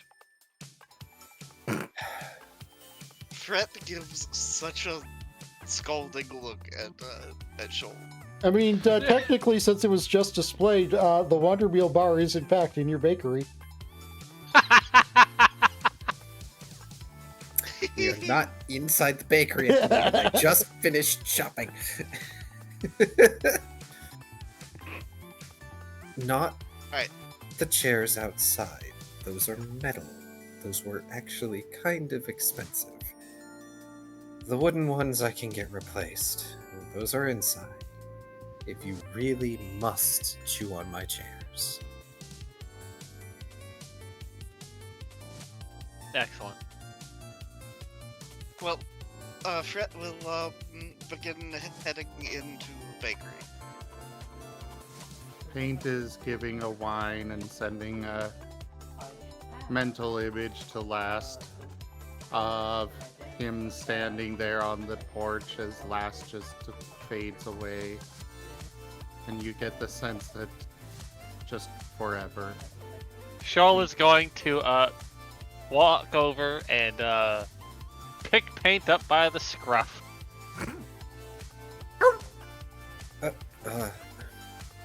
Come along, you. We need to keep you out of trouble. I promise I will be back, Paint.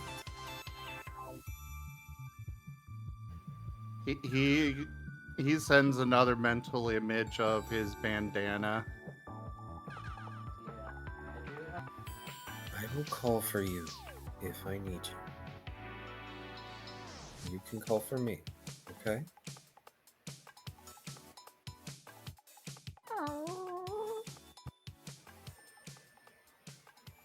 He sighs a little bit and moves over to Paint and gives them a gentle rub over the cheeks and leans his head down to effectively plant a smooch on the pupper's forehead.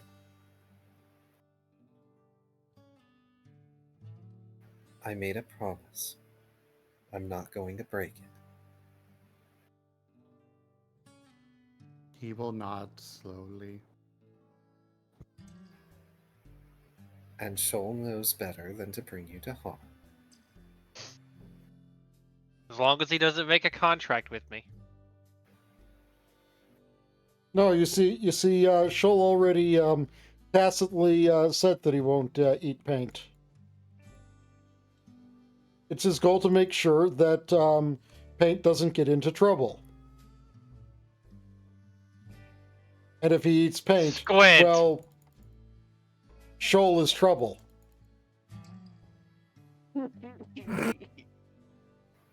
The logic stands. It does, and that upsets me. Ha! Good. Good thing Dr. Volt wasn't here to say that. Standing right there. Nope. He didn't do it in character. It doesn't count. But yeah, so Fret, while all this is going on, has inside broken out his ceremonial tea set, and is making ceremonial tea for at least Shoal, Paint and himself. Once inside, assuming he is set down, Paint is sitting right inside the door, just staring at it. Oh. Doing the dog thing. Yep. Fret, well, has like a little short table thing with his tea set set up, and does the beckon towards Paint. I'm gonna let you guys roleplay for a moment. Burb. Need to stand. Paint is staring at the door, so he probably doesn't see the beckoning. And Fret sighs and Hey, dog. does the Paint. He looks back. Fret does the beckon again. He looks back at the door, back at Fret and Shoal, back at the door. He wanders over, carefully takes one of the cups, and then goes back to the door. Fret looks so offended. Hey, look, you vet someone with even less manners than me. Fret sighs and just kind of rearranges the cups a little. I'm not sure what part of wild you guys don't understand. He doesn't understand what manners are or what ceremonial thing is. He understands at least that you're offering him the tea.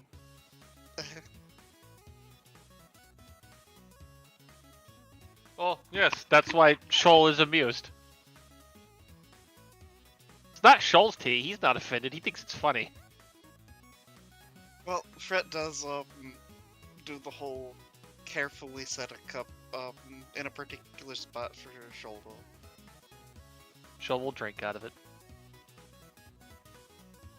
Fret seems somewhat pleased by this, but then occasionally looks over at Paint and kind of has the sad look.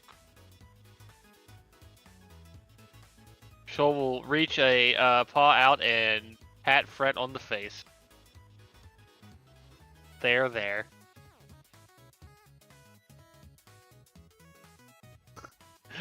You can make attempts to civilize him later.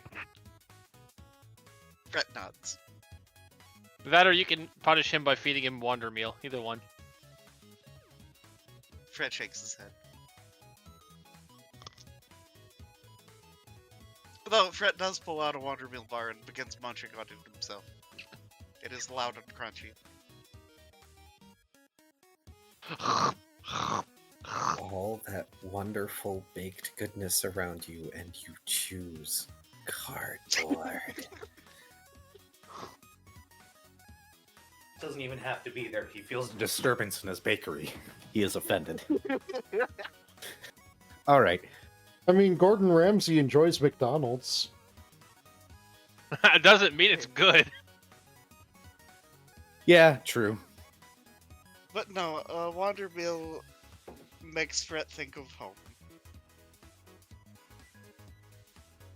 Oh, You see, that's what Squid does for Shoal. That's why it's one of his favorite foods. Oh. And Paint will stay at that door until the end of existence. Not gonna be that long.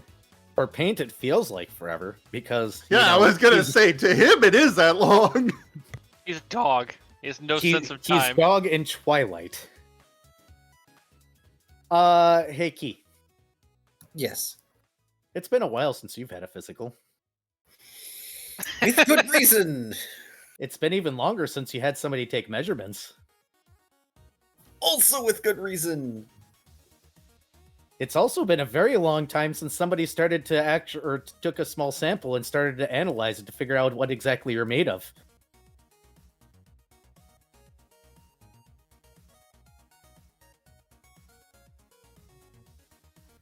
That's just because it's disturbing. I mean, you have to give blood when you go to a doctor. You just don't exactly have blood.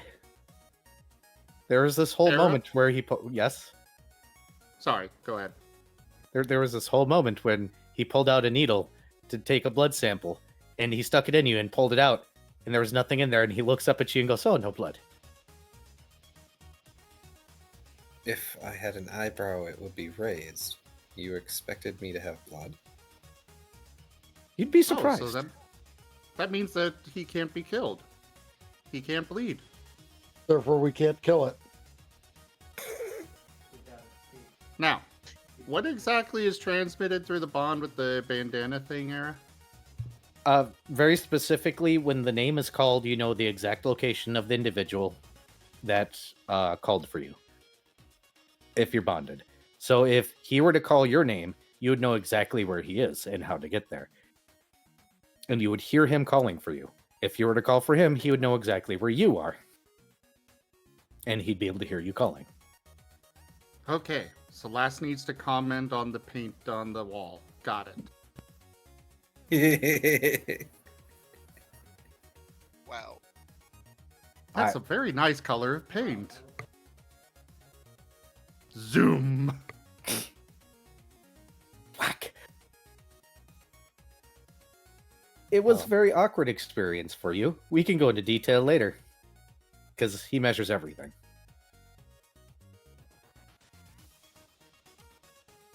Near the end, after he analyzes the sample, he makes a very interesting face and goes, "I wonder if I can synthesize this in greater amounts." Then turns around and says, "What I need you to do, after you put your clothes back on, is take this." He hands you some paperwork. Go to the second floor and look for the room that says 3D printer. Hand it to them and say, "I said so." I see. And I give him see. about 3 hours. If you have any design particulars, fill out the form in the last page. I understand as best as I'm able. Please. It must have a supply of chalk in the cheeks for paint to use. Oh, 1 second, I need to greet a raid. Who's raiding us? Spade _ Welcome, raiders. Welcome. Welcome. I hope you're having a welcome. good day today. Prepare for a wild ride filled with pranks and laughter. Got a Let's make this raid unforgettable. collab going Party with, Popper, Banana, Bat. Drunk Dragon Era and Razim. I'll give them a shout out so you can go and show them love and support too.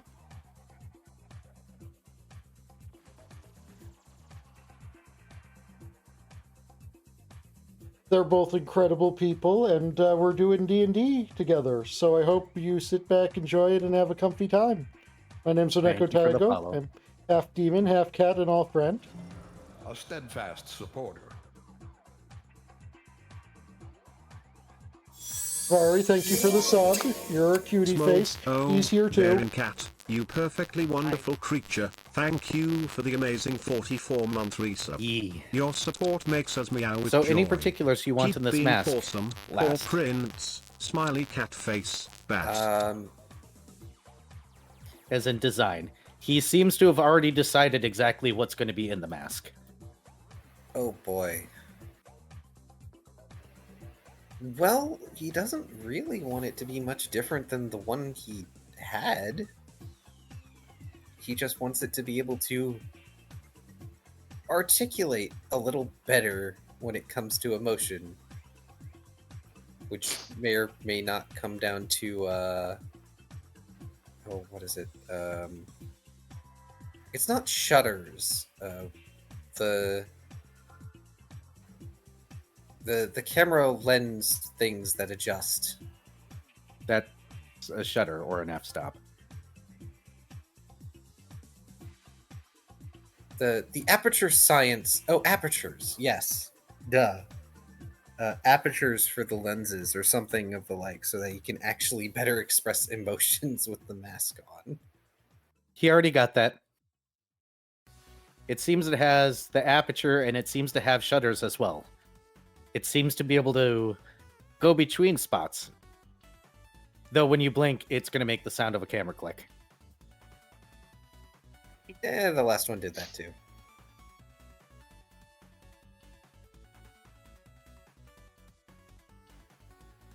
Though, I guess one of the other important things is it has to be easy to remove and put back on.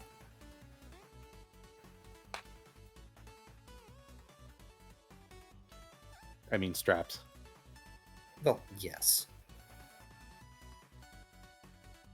Nope, that's simple enough. They can 3D print that, and they just throw in a few camera lenses or throw in an Arduino, and you're good to go. I was going to say, Last is going to be finicky with this. If he's given the chance, he will go home and get his backup mass. Lol. Poor Paint. So you're going to be finicky, so you are going to go home and get your backup mask. Got it. He has a schematic. Beerus does point out a very good thing, a very good point. Paint could literally wind up waiting for 10 years. Because timey-wimey fuckery. Oh no! As long as he very well doesn't could be like petrify this. himself.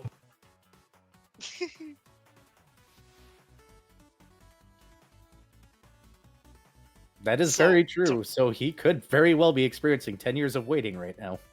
No! To make the atmosphere a little bit more comfortable and such, Fret will pull out his sitar and begin playing a quiet tune, though. And while he plays his sitar, you quietly hear in the background of Key's side of the stream, "Dance, water, dance!" No!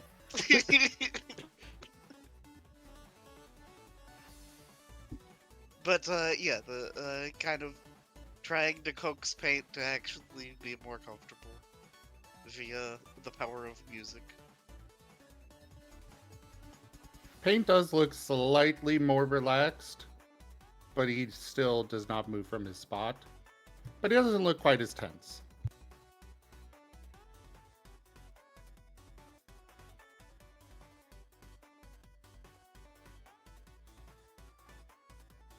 Don't I'm worry. pretty sure this is the first time that Paint has been more than, 5 feet away from Last since this whole thing started. Oh.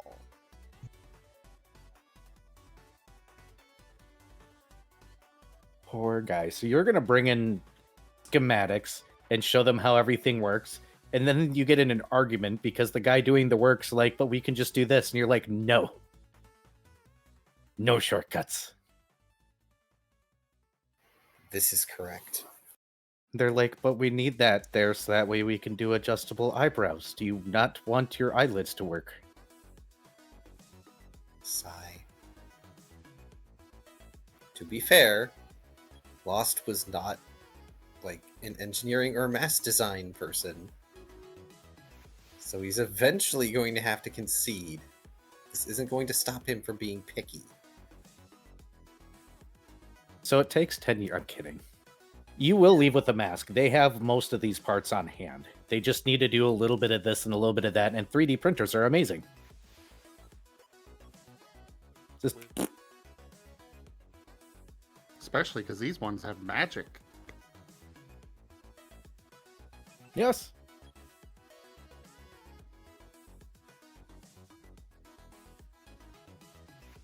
It takes a while still. but you're going to get handed a mask.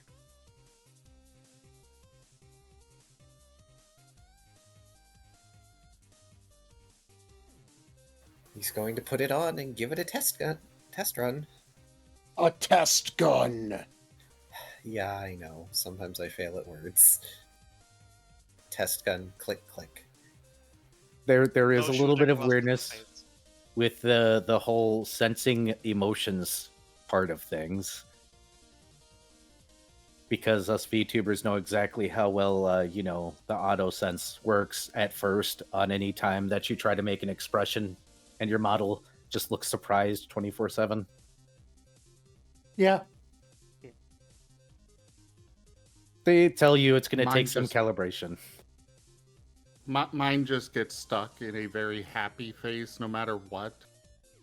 It's like, no, I want to be neutral right now. And meanwhile, my character's got their mouth wide open, huge giant grin, and just, yeah. I like it when you walk away and it's Asher, because Asher just looks so done with everything every single time. Like, he's just got this look on his face of, if anybody says anything, I'm going to slap them. You should screenshot that and send it to Brian, like, every day for like a week, just leading up to game, and be like, DSR. Oh no, I made him cry today. Oh no. Oh. I sent him Asher's oh shit button. Aww. He knows Verdant's oh shit button. Oh, I do? I told you about it. Rex! Hi, Rex. Here's a Rex. Hi, Rex! Rex, good boy. Uh, Remember that I am a forgetful floof. Same.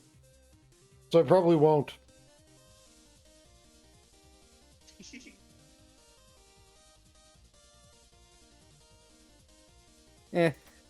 No worries.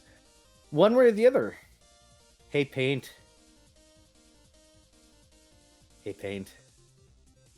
It's been 84 years. Oh, he's gonna beat me to the joke. I was literally gonna be like, it's been 10 years.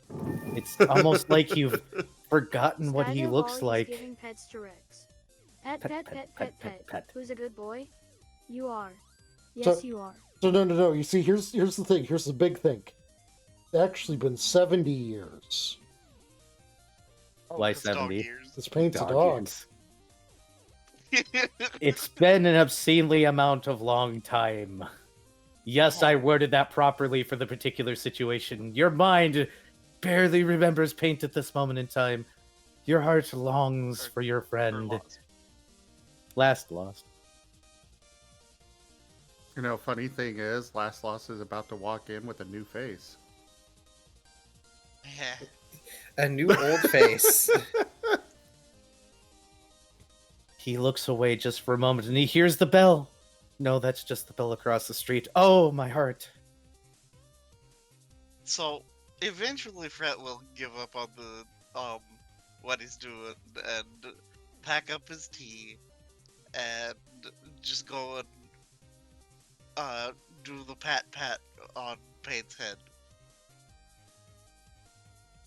There was half a Paint moment where I leans- expect you to sit next to him. Yeah, that's Paint next. Paint leans into the pets, but keeps his eyes glued on the door. And every time that bell rings across the street, he wags. And then looks sad. And then wags. And then looks sad. Look, all I'm saying, that scene from Futurama, but with paint. Yes, exactly. Oh, the doggo. Oh no.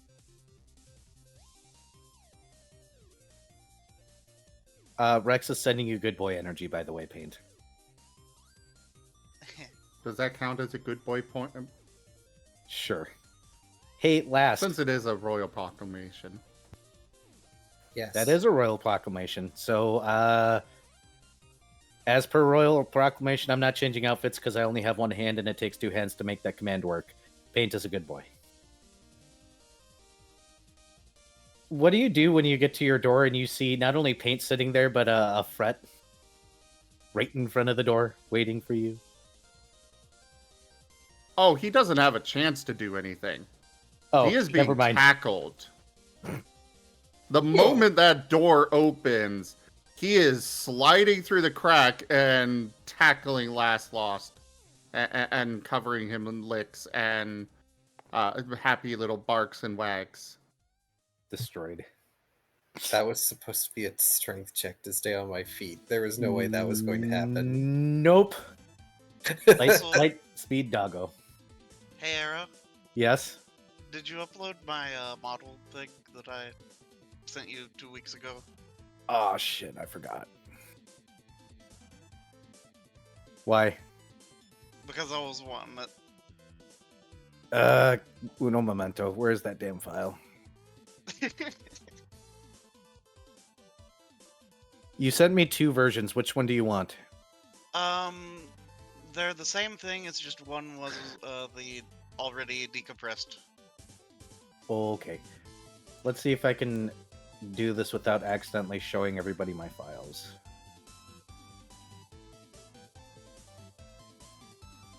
There's a slight chance that people are going to see things. Oh dear. I don't know where I last pulled model stuff from. Ow, ow. Foot falling asleep. Okay, stream assets, good. Not in appropriate folders. Oh, where's downloads? There's downloads. All I could think of there was Corbett wants you to show them the difference between these 2 files.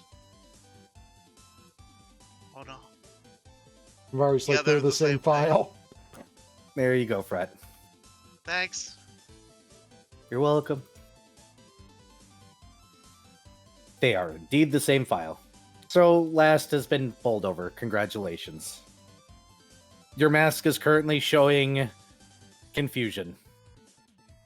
No matter what your facial expression actually is. It's a work in progress. But, yeah, Lost goes... Wait, I wasn't even gone that long. Hugging Paint as tight as he can. So Arabane, how many how long was it for Paint? Since time flows different. However long it felt like to Paint. Paint is just sending a mental image of the corner of his eye where the window to the shop is. I assume there's a front window anyways. Mm-hmm. And sundown, sun up, sundown, sun up, sundown, sun up. And this just keeps going for quite a while. Oh, my poor sweet good boy. As he pets over Paint and holds him close. No. It's only been a few hours. I promise. You were gone forevers. I counted. Oh. It's okay. It's okay. I made a promise, didn't I? He nods. And just keeps licking your face. No, Paint did not say that.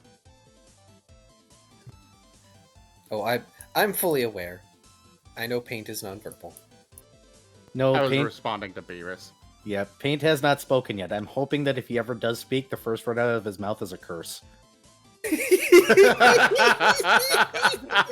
I am just hoping that when that moment comes, if it ever comes, if Paint ever says a word, it's just fuck. Shul can help with that. Yeah, I you were was right, gonna Zim. say. I was gonna say he Paint says that, and Last just glares immediately at Shoal. Yeah, no. No one is corrupting his good boy. It's gonna happen. Which, by the way, Paint has been called good boy at least 4 times now. Oh. Tick tick. I'm only counting the first one. So, you guys are ready to head to an alien planet. So, Fret will inquire with Dr. Volt. So how'd the requisition form go? Alright, Dr. Volt will have delivered those. They're in the inbox. The dreaded inbox. You know, 24 to 48 hours is really specific amount of time for a response in a place with no time. Yep. Hey, at the very least, since time flows as you feel it does, that they will have arrived in 24 to 48 hours. Potentially, maybe. But I figure it's a case of we'll get those at a later date. Potentially, maybe. If ever.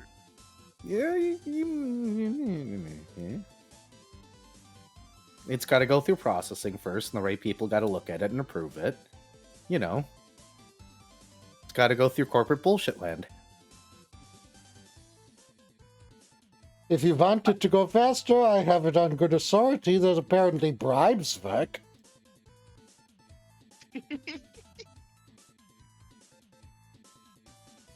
So, what are you guys doing now?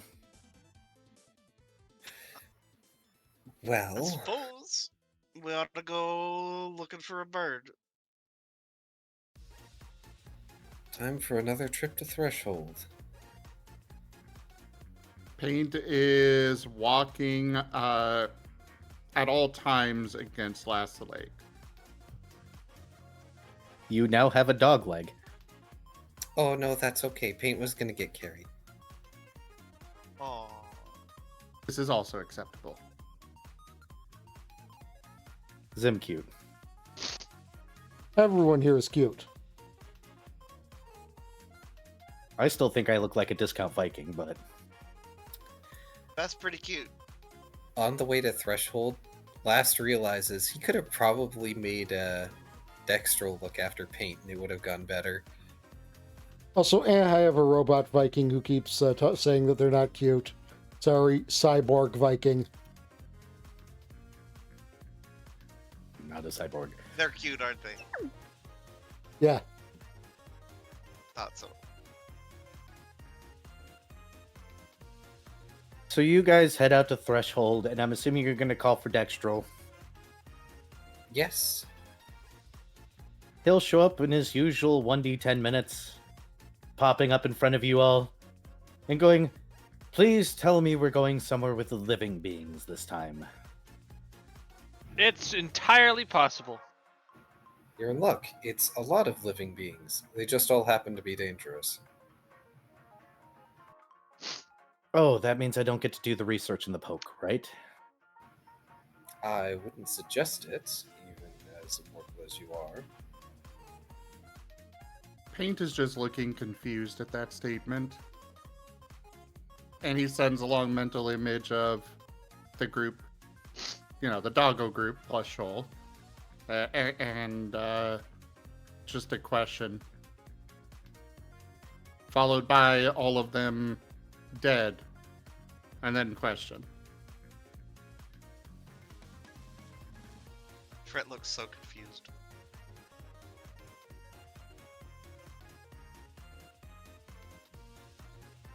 He's not meant to always be understood by what he's trying to convey. I do believe the work is to not be dead. I would hope.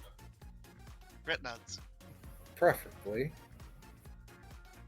He sends another he sends another image of everyone alive and jumping around, except for Shoal, who just looks grumpy. Accurate. And he sends a question mark.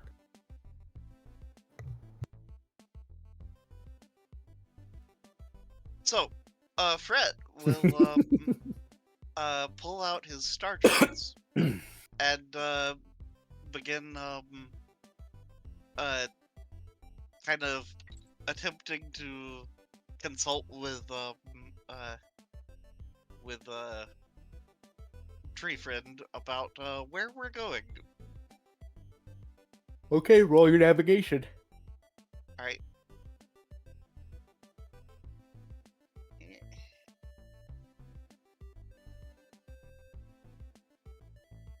Okay.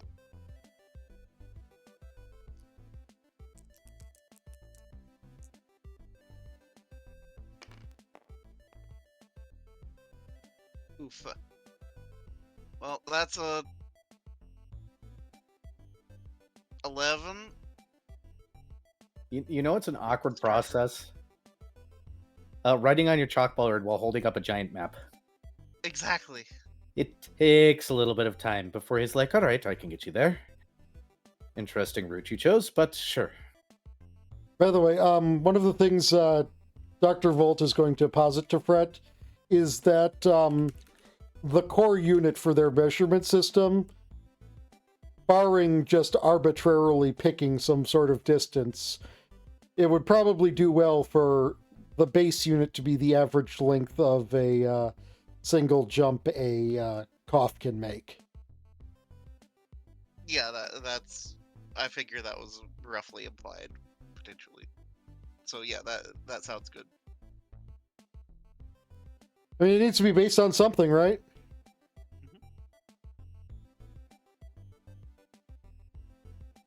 Oh, now I have to actually figure out how far that is. You can abstract it, you know. Yeah. You don't need to figure it out right away. Yes, I'm not Yeah. going to figure it out right away. I am tired and brain dead. Yeah, And so have been hand stuck with wavering many is needles. Absolutely fine. Yeah. Yes, I did spend 4 hours getting stabbed. Yeah, and right now, Volt and Fred are collecting data. It's All going right. to take a lot of jumps for them to figure out what the average distance of a jump is. Indeed. And I have to figure that out for myself, though, because now they're giving it a name, and I have to sit here and be like, how many miles is that? Either Well, rate. I don't think that miles is even the concept. I don't know if there's a concept of distance in between. There is. In space? Yeah, there I definitely is. vote. Well, no, I mean between the spheres. There is. Yeah. Okay. I vote it is 3.14 miles. No. 3.14 million miles, maybe. I would walk pi 100 miles. All right, guys. It was a great game. Good night. I'm done. See, here I was just trying to think of how to make a joke, telling Era that he would, walk if he needed time, that he can need all the time he wants after his tattoo appointment. Need Let's all. not kill Arrow, Need all. please. Ladies and gentlemen of the jury, arrest my case. All right. It was that statement right there, officer, right there, you know? That's the one that killed him. Officer, I would like to report a murder. Lost turning his head. I'm right here.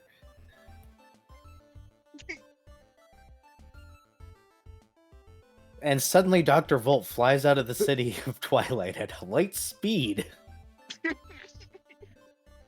I will say, Era, I've been considering adding a psychic damage card to stream loots.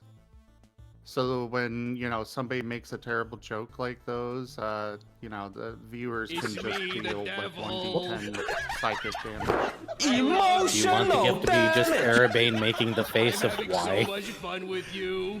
We could absolutely do that. Oh, jeez. Wonderful. Great. Immortalized in Zim's stream by looking disappointed. I pushed the wrong button on my soundboard.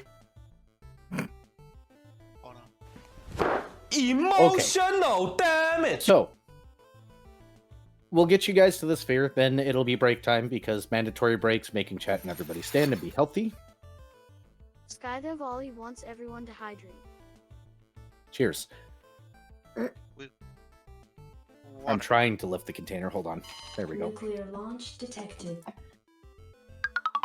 Skydive Ollie wants you to check your posture. We're about to do that anyways. But Dextrol will go ahead and take you to a sphere where the star is a lot more yellow. I do need you all to roll fortitude saves. Yay! Oh boy. Joy. Paint is somewhat decent at those. That's Yeah. an 11. Yay, 12. Constitution caster. 17 plus 20 total. Okay. 12 total. I think it's the first one I've actually failed. Actually, you didn't fail Wow. because you 15. guys are acclimating. The only person that has any trouble at all is the one that rolled 11, and it's not even for that long. Oh.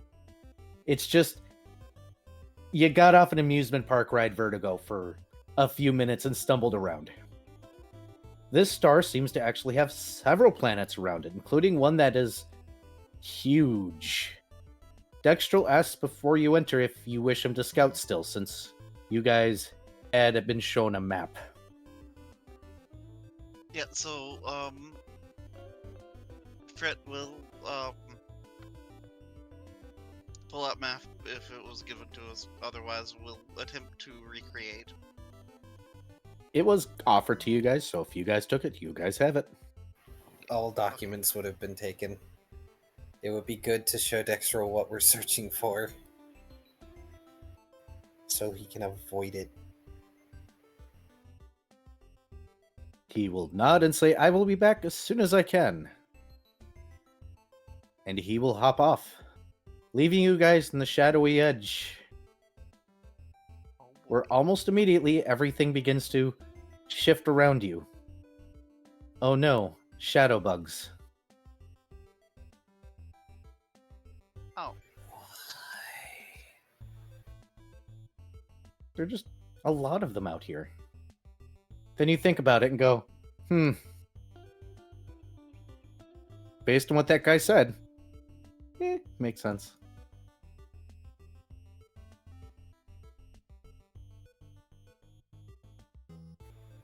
Lost sighs, sits down, will put an arm around Paint because he knows Paint has not gone far. Well, it's better than sugar air.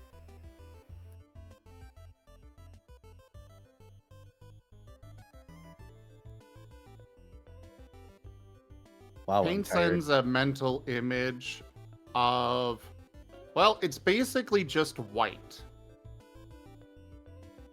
That's all that's seen, followed by a question. Not exactly. Our first mission was on a world made entirely of candy.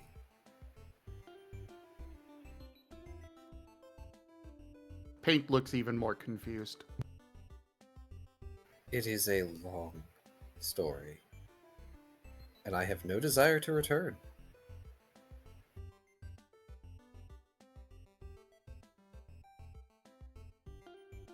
Paint is pushing on the edge of the bubble then.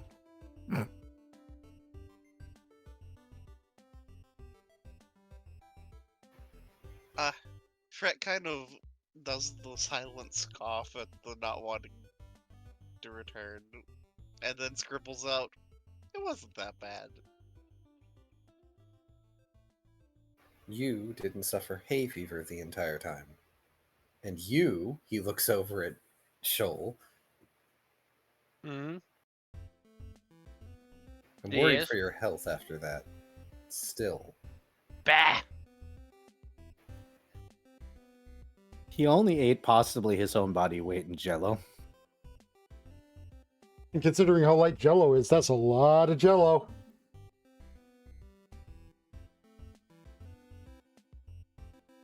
Actually, Jell-O's really heavy. Yeah, because it's effectively the weight of water, and water's kind of heavy.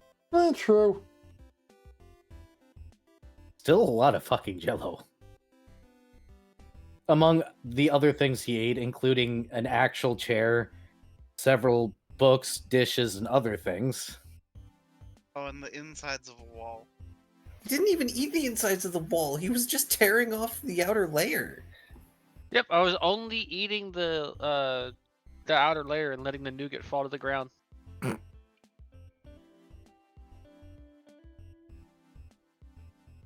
Yes, there was a nougat castle.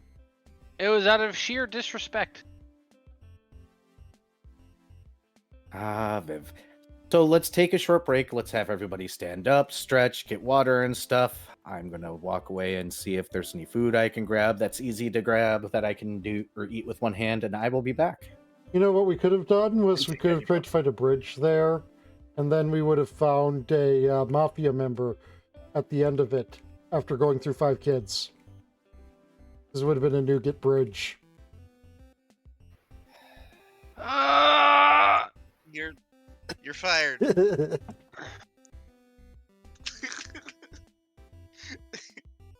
Sir, this is a Wendy's. I'm going to bed. Alright, I'll be right back. I'm gonna go get some ice cream. That just reminds me of the Wednesday game. Arceus showed up to tree. One of my long story there, but basically, tree is a tree. Kind of self-explanatory on that, but she can't exactly move a whole lot. She has some movement with her branches, but Arceus showed up to her, told her to bow, and her response was, "Sir, I am a tree." And then he smited her. And that's why Nim's now there. Tree is Nim's daughter. I remember seeing the sketch. I am a tree.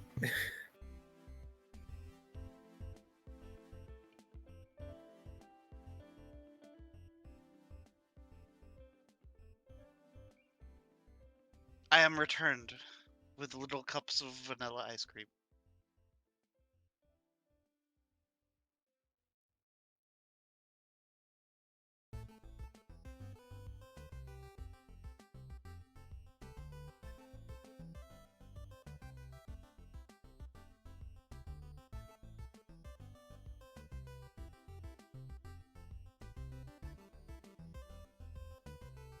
I need to stand up and stretch because legs. So Tree is Nim's daughter. Did Tree have any kids? Well, I suppose since we're on break, I can go ahead and explain a little bit about Tree and Nim. So, Nim was one of the first characters I played on stream. Actually, he was the first. Because the first campaign I was the DM for. But then the second campaign, when I was like, yeah, being both the DM and the streamer, not a good idea. But then the second campaign on the channel ever, I played as Nim, the sentient feral wolf. He was a paladin. He was raised to sentience by Selune, and he was Oath of the Ancients. Fisifuri, the campaign he was in, had some stuff happen behind the scenes and came to an end early. So Nim then... we ended it with everybody getting sucked down a whirlpool. So, you know, pretty, it's not the best ending to the campaign, but at least it's not just, so they sat down at a bar and then suddenly nothing else, or something along those lines. At the least, it's like, well, they're presumed lost. Yes. But then But then Guild Tales came along, which was a campaign set in Ravnica from Magic the Gathering. And I'm like, you know what? I want to finish Nim's story. And a lot of Planeswalkers get their spark in a moment when they are just about to die. So we came up with the story that he planeswalked, and he wound up at a couple of different places before he finally wound up in Ravnica. He had drawn in his best friend forever, Sol, his wife Sol, Shenzi. Neither of them knew the actual thing of marriage. They just thought it meant that they were best friends forever. That was a fun little thing in Fists of Fury when they were trying to get others to help them consummate their marriage. Oh, that's funny. Yeah, one of the other players asked them teasingly if they had consummated their marriage. Their wedding feast had gotten interrupted by a cake golem. So both of them were confused on what consummate means. And they're like, wait, consume our wedding feast. So they literally went around town asking people to help them consummate their marriage. That's hilarious. For the record, Shenzi was an anthro hyena. She, but she was kind of special and kind of like Nim, who was new to civilization. She had her own little quirks about her. And, but yeah, he drew her in to him because you cannot actually take a living soul with you when you raid. When you raid. When you raid. My stream with 2 viewers. Kenku, thank you very much for that raid. Welcome in. I hope you had a great stream. You guys have come into Recallers of the Lost Pathfinder. But yeah, you cannot take a living being with you when you planeswalk. So Nim pulled her soul into him. It kind of corrupted his magic a bit, making him a wizard because we were already going to have a paladin in Guild Tales, so I didn't want to, have 2 of the same class there. But he still lived by his oaths and such, and eventually did regain his paladin abilities. Guild Tales was brought to an end last year when Wizards pulled their nonsense with the OGL. There's a whole video about that in my YouTube about why it's so stupid. Oh yeah. I with that, after they tried that, like, even though they backed away from it, I still did not want to support D&D anymore. That's why I don't do any D&D anymore. But, yeah. Oh? A tangential thing that I recall seeing just recently is that, Hasbro is, considering selling D&D. They've Yes. gotten a lot of flack from the D&D community and the Magic the Gathering community, especially after the AI art thing recently, that I think Hasbro can't hold on to the IP without it bombing. Yeah, except there's talks that they may be... Hasbro they denied denied it? Oh. Okay, well, that's Yeah. new. There was talks about... There were talks about it being sold to the company, the studio that did Baldur's Gate 3, but they didn't have the money for it, so they put it towards Tencent, who apparently owns part of their studio. Oh god, if it goes to Tencent, I want to support D&D even less. I know, right? I'm like, gee, yeah, let's send it from Hasbro to even worse. Yeah, let's sell it from Hasbro to China. Yeah, so, Kenku, apparently Hasbro told them no, which, thank you! Yes. It's the smartest decision they've made in years. It's the only smart decision they've made in years. That is the qualifier, yes. To be fair, I would have been okay with them selling it to the studio Larian? that did... Well, yeah, Larian. Yeah. Considering that they made 5e playable in their video game. No offense to 5e fans, I don't like 5e. Yeah, I'm not the biggest fan of 5e either. Like, it has some cool archetypes. I'll give it that. It has very cool archetypes. Well, it's kind of funny. The Baldur's Gate 3 is very homebrew in comparison to what actual 5e is. Yeah, Yes. it's because you have to homebrew. That's because you have to homebrew 5e to make 5e fun. Yeah. By the way, did you guys add your inspiration points for being or leaving the city? Everybody should be able to add one to their tracker. Oh god, that means I have to I go will find my do so tracker. now. Hold on. I did not know that was a thing. Also, I feel kind of guilty you get a because free inspiration. this entire thing was supposed to be a setup to being like, so it's Tree's son then. Yes. Well, we'll get back to that in a moment. I do want one comment on D&D. I will say I appreciate D&D 5e for being a gateway drug into tabletop RPGs. That is fair. I would like to follow it up by, hey, 5e fans, there's way better out there. Please let it go. But if I have a Yes, reroll, exactly. do I add a new reroll or? You get to add one inspiration anytime you leave the city. So. Okay. Well, that means I met that much.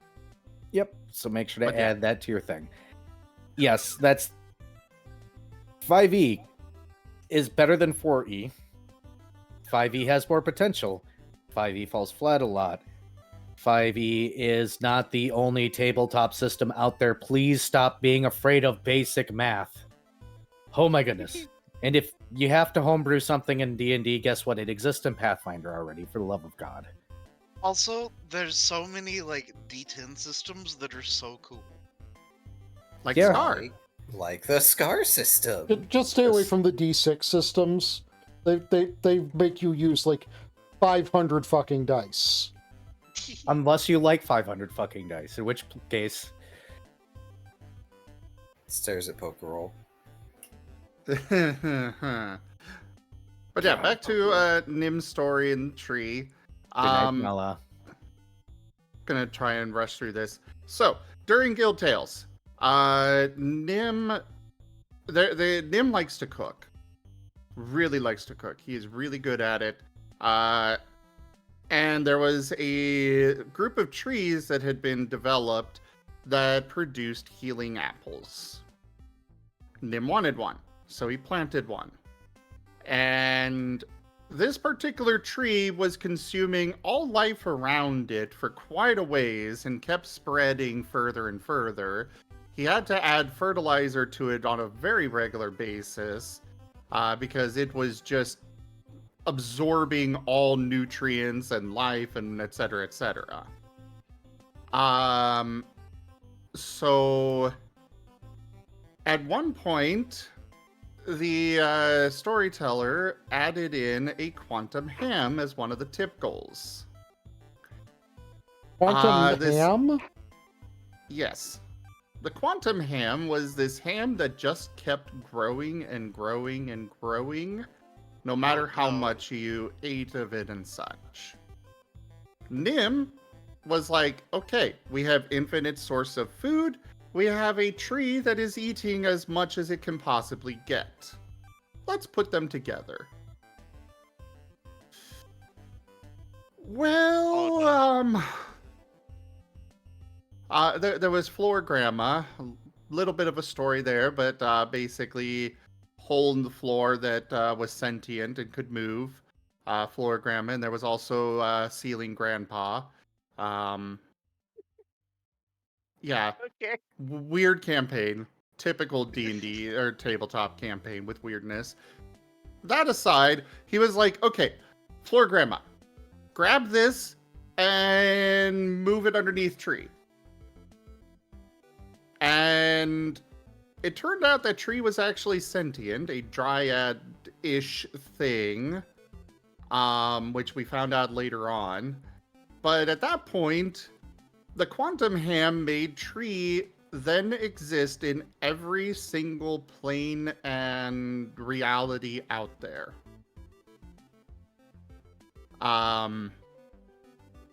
They're all connected. And yeah.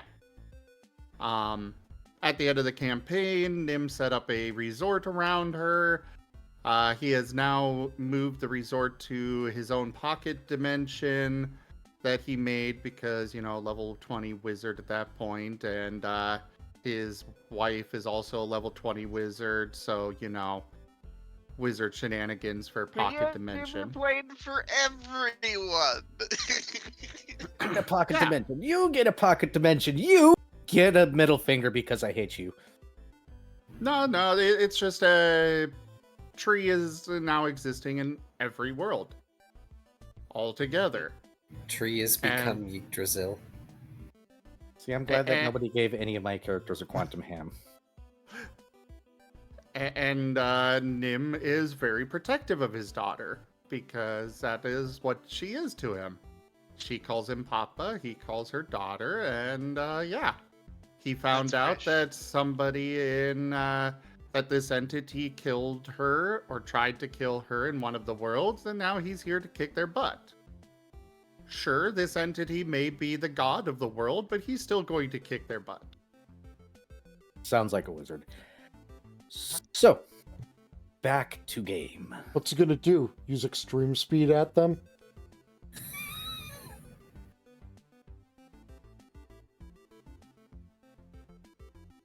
Yeah, my money's on Nim. Though granted, his magic doesn't work the same in the Pokemon world as it did before, but he'll get it back.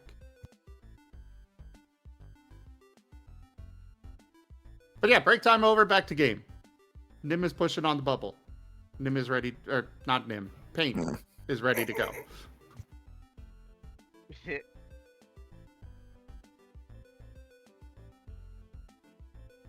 Fret, upon seeing large amount of bugs, we'll just pull out some vials and hold on to them and kind of just watch the things warily. They're interesting because they seem to phase in and out. It's like you're watching reflections of bugs somewhere on the planet. Until you notice one is crawling up Last's shoulder.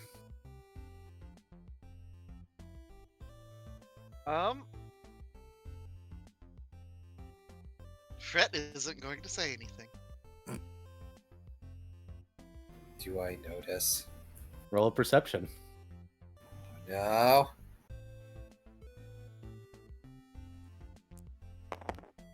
By Fret isn't going to say anything, of course. I mean, Fret can't say anything, so it's just... 16, because I keep forgetting that my perception is just a flat hole. 16? Yeah, you notice it on your shoulder. How big is it? Tiny. Oh. The little thing. It is a bug. Oh, well then he is going to offer hand to Bug so he can get it off his shoulder.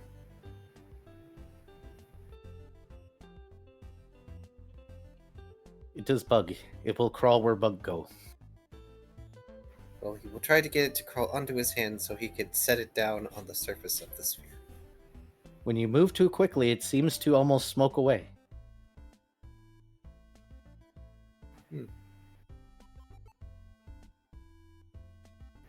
Does Paint notice lost movements in the bug? Yes. Paint tries to bite the bug. Or rather, eat it. You try to eat it. It wispies. You pull back and there's a bug there. Then you bite it. Then you pull back and there's a bug there, so you bite it. Yes, very accurate for Paint's reaction there. He just keeps trying to bite it. It's kind of like a cat trying to, grab that red laser. Fucking doubt I'm gonna get it one of these days. So, Fret's gonna reconsider his strategy. Pull out a Wander Meal bar. And throw it into the distance in the area where there's bugs. They all seem to skitter. and then slowly go near the water meal. Then decide it's not food. So, are we outside of the bubble now? Or Yeah, are you're we, still like, on the the outside. world? Or... No, you're not. Dextrel has Okay. to pull you guys in. You guys are waiting for him because you guys sent him to research. Yep. So you guys are out here for a while. 84 years.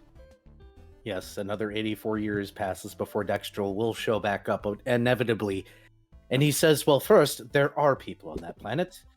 And I have detailed sketches for disguises in case needed. I did also find out that they have pets. I hope those two don't mind pretending to be insectoids if needed. Though I also found the spot that was indicated on the map, at least I think so. Really strange foresty-like area. Are you all, ready? Brett gives a thumbs up. Oh, I shadow bugs. suppose. Stomp. Pink tries Shake to out bite your the bug gear again. before you go. These things are vermin. But what was the first thing you said, Aaron? He said, ew, shadow bugs, and stomped on one. And then No, Paint said something. after that. Oh. He said, please shake out your stuff. These are vermin. Oh. What were you saying, Paint? He was going to try and eat the bug. Fret actually is going to go ahead and preemptively unstopper a thing of vermin repellent and begin applying it. The bugs do actually scatter from that. Quick question. Mm-hmm. Quick answer. How does the how does this repellent smell to Paint? According to the description of it, it is vile smelling. Oh boy! Paint is trying very hard to get away. Yeah, in game related, there's an entry for it if you want to look at it. Oh, let's read this. This vile-smelling white paste keep vermins at bay as if it's spread on your skin. Paint is Swarms and vermin have to make a successful fortitude save of 15. Yep.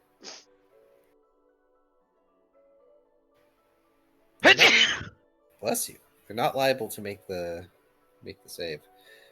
But yeah, Last is trying to hang on to Paint and calm them down. He doesn't... I know. He is sneezing a lot. Trying to get the smell out of his nose. You and Shoal both are miserable right now. Does Shoal have the actual scent thing? Yeah. Yes. So okay. What fortitude do I need to roll for this? You need to roll a fortitude DC 15. They aren't vermin though, but yes. I meet it, so I beat it. It's a 15. Paint is available to make one as well to see whether or not he can try and tolerate this nonsense. I'm applying it to them because they both have scent.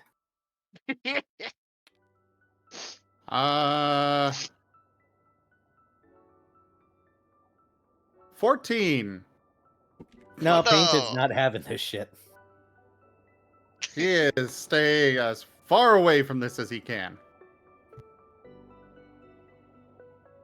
Oh, poor Paint. Dextrel will also make a little bit of a face and be like, all right, shallst we then? Fret nods. Dr. Volt will also insect repellent up. Oh, poor Paint. Lost is just going to devour any shadow bug inside his suit and then start applying repellent on the outside. Paint And is looking at Lost like he has been thoroughly betrayed. Aww. There. It's only temporary. Technically, you should have some applied too for your own safety.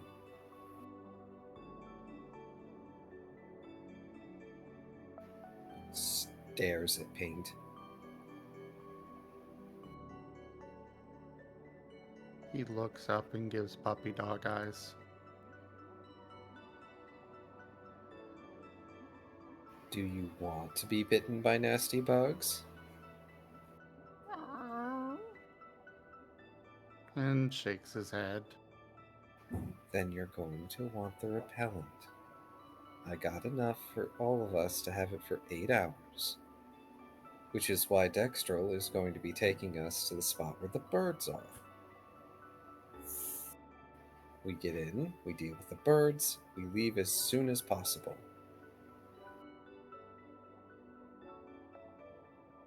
Paint sends image of the bath back at the apartment. Oh yes, we are going to be taking a bath after this. This is the one time Paint will willingly take a bath. Ooh, tacos are here. How big and fat are these tacos? God damn it, I want tacos. Oh, Tacos do sound really good. I might Yeah. get tacos tomorrow. may I present Or a- you with a butter cookie in these trying times? Butter cookie. Yes, I will accept this as well. Actually, there's a place near here that does really good burritos. So Like after you guys... Big, thick burritos. Sorry. Nope, you're fine. Roommate is getting tacos. I will get myself my tacos here in a bit.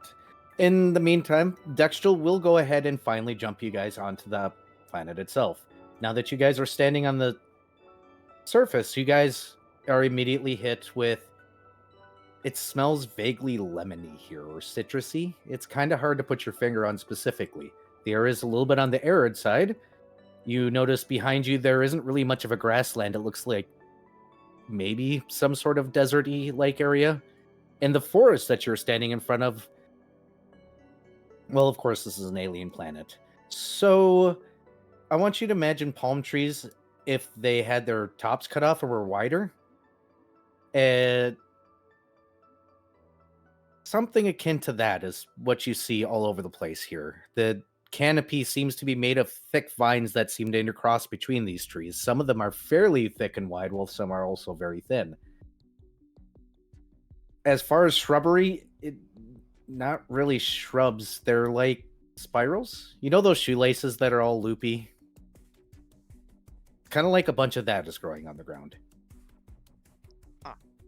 It is fairly dense, and you can tell that there is definitely genetic diversity between the different giant tree stumps. But it is low light conditions once you go in. And Dextrol goes, yeah, weird place. Those are hollow, by the way. And they're warm. He points at one of the tree trunks. They have little ecosystems in them. Very interesting.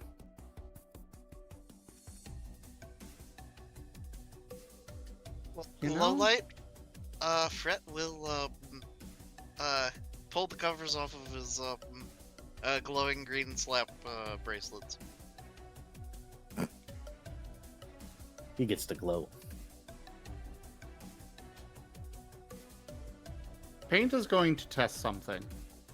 Oh, He is going to try and send a stream of water at one of the bugs. you get a bug wet. Does it seem to avoid the water at all? No, it's the bug. You just shot a bug with water. Used water gun. Oh, Was it super effective? It was a little bug. And yes, there are tons of bugs. he is sad. Well, at least we've ruled out that they're dwebbles.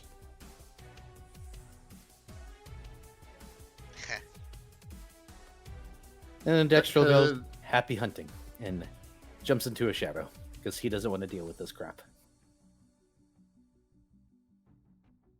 Paint is surrounding himself in a shroud of water. We are not nuking this planet from orbit, Sil. Have you guys never gone to the woods? There are bugs. Okay, so Fred Especially does when have his oxygen pocket rest. nuke with him though, but that's not needed yet. Hopefully. Paint isn't bothered by the bugs. He is bothered by the smell of the repellent. Yep. Paint is used to bugs. Paint eats bugs. Granted, these ones apparently can't be eaten. But Those were the ones outside, Zim. oh, okay. Yeah, so Those- you can try eating these potentially. Well, now he's probably already got the repellent on him anyways. He does. Mhm. Lost would have applied a repellent. Yeah, the bugs out there were little elemental bugs.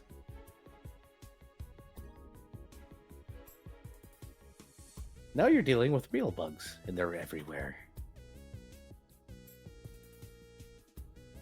Damn it, why couldn't I be fire element today? Because we really don't need to commit wide-scale arson. Well, yeah, but I was more referring to the fact that the defensive one literally would make it so anything that touches him would just immediately take 1 point of fire damage every turn. Oh, I see. Just That's crispy wonderful. bugs. Oh, it would be a bug zapper. Yes. Bzz, bzz, bzz. That's wonderful. But unfortunately, he's water element, but at least he can cover himself in water. Blub blub. Hey, actually, that might wash off the repellent, which The I mean, shroud, for- the shroud of water acts kind of like armor. okay. Yeah. Yeah. Which speaking of, for those that know Pathfinder better than I do, does like Paint is already wearing armor. Does do two different bonuses to armor class that count as armor stack or no? I don't think so, but I'm checking. No, No. it's so how he stakes the higher number. Yeah, so you Oh may no, want to Whiskers use has the... started a new canvas. Oh no. So you may want the shield version of the shroud instead. That's what I was thinking. I should know, I play a hydrokineticist. He doesn't have armor. We don't use an XP-based system out here, Sil. Indeed. Not in this case. But you So- guys are. Sil was suggesting that with the fire armor, that Paint could just, walk through the bugland and then get XP from the incinerating bugs.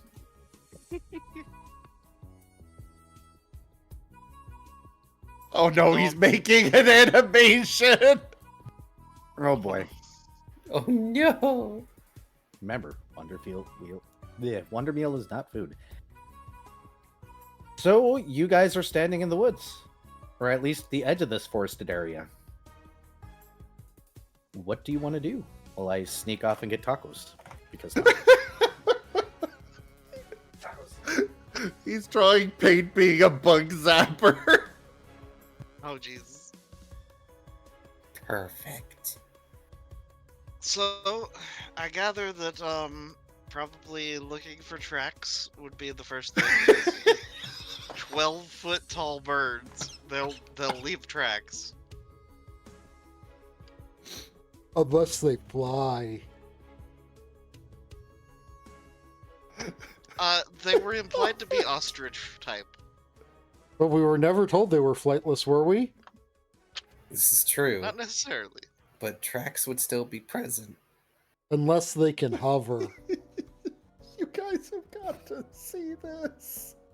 Let's take a look. I already have. It's great. What is this nonsense? Whiskers, keep playing it. I has tacos.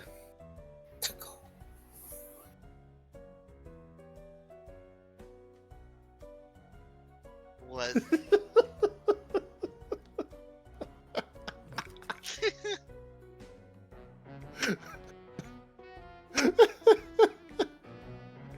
Amazing. This is great. you want to see the arts happening, yeah, be also watching Zim stream. Ah, that's beautiful. Just little bug and then floof. Gone. Fire.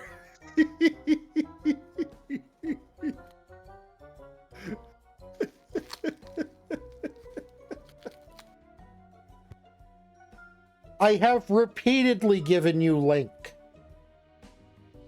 Lol. So what are you guys doing? You're looking for tracks? Yep. Roll it. Who would be good for that? Man, I don't know. Shoal. Who would be Survival? good for that? Yeah, sure.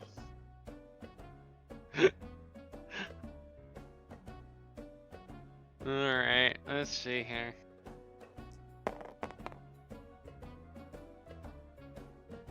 Okay. 24. I promise I'm being professional streamer and totally not eating on stream. No, normalize eating on stream. All right. So, shall you begin the search? And you're getting a lot of interesting scents around this place. I need you to roll me a percentile specifically. Me? Mm-hmm. Oh boy.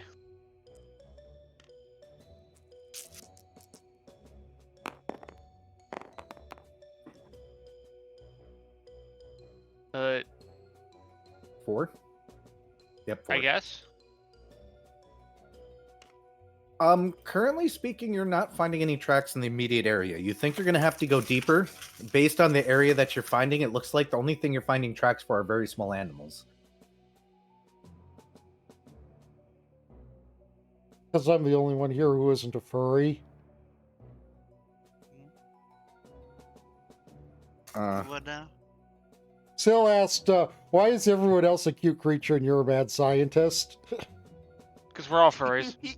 Mm-hmm. Yep. Yep. Conversion takes a while. Give us time. Also, Become I'm cute creature. Though I already you're am a cute creature.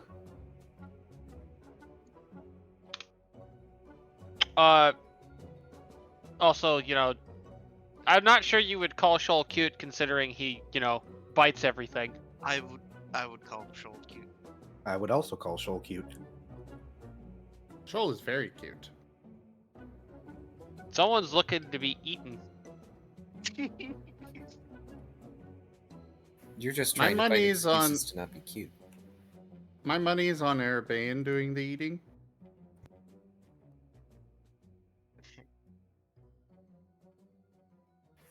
Right then. Well, into the forest we go. Hey, Navigator. Sounds like it. Okay.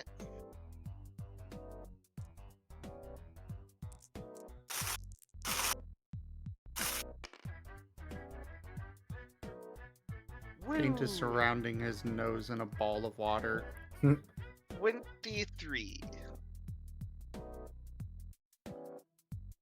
All right. You guys are traveling into the woods. It is interesting in here. You don't really see the animals that you see signs of out here, except for every once in a while when you're looking up at the trees or one of the shorter ones, you realize that Dextra was not kidding. There are little ecosystems in there, that little water pools. And I need an encounter roll, so somebody roll the Doom dice. Percent? Yep. I'll do it. I'll do it. Fred always loves rolling Doom dice.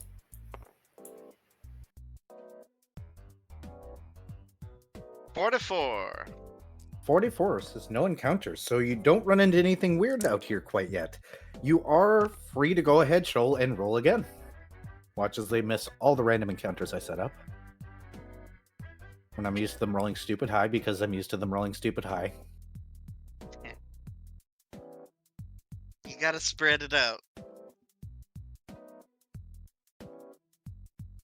That is not how this party works. Hey, actually, if Ritual magic. I've got a solution. Do I even want to know? It's the thing that I was talking to you at one point about with the it's a campfire ritual thing that is supposed to ward off things, and it gives. But if you crit fail it, it creates a fucking monster beacon. Oh, right, that. It depends. Hey, Viv. Yes. Roll your survival again. Let's see if you happen to hit a trail. I've already gotten my one good survival roll. 18. Percentiles, please. As a side note, while Viv rolls those, I'm imagining the summer cicada sound going off at all times. 3.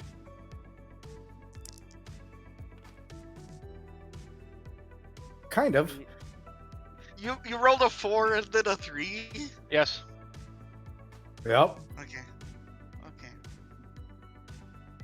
All right. I guess you guys keep on walking. Alright. It's been 2 hours since you've been here. It is very dry. Hey, somebody else roll Doom Dice.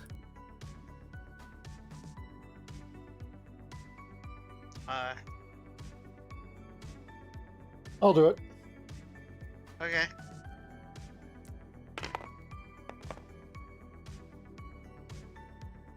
$79. Roll a d4. 1. Guess what we get to use again. Like battle map? What is this battle map you speak of? I don't know what a battle map is. Let me make sure the pieces actually came over. They did not. Okay, we're gonna do this the other way then. Alright, I forgot we were using a hex-based system. Yes. Let me We fix haven't this. really done much combat, to be fair. Not yet. Or we were for that world at least. Yes. Yeah.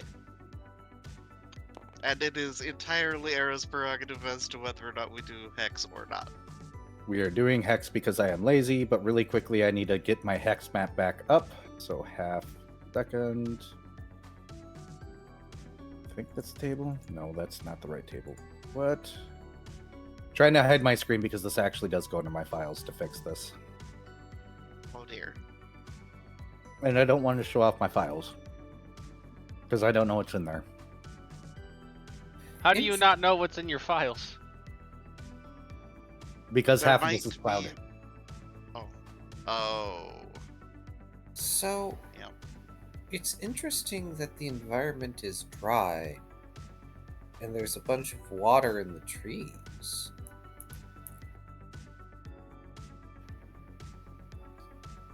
Was the area around the forest deserty? Yes.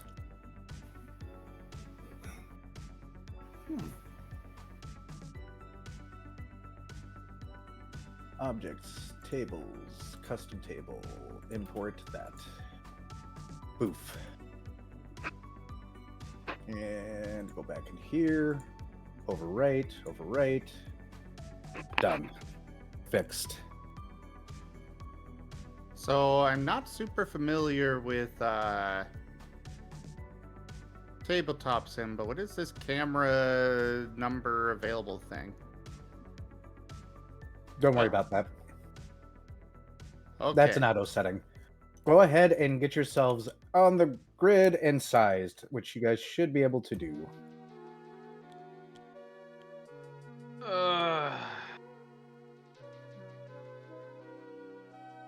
Everybody should have hexes now.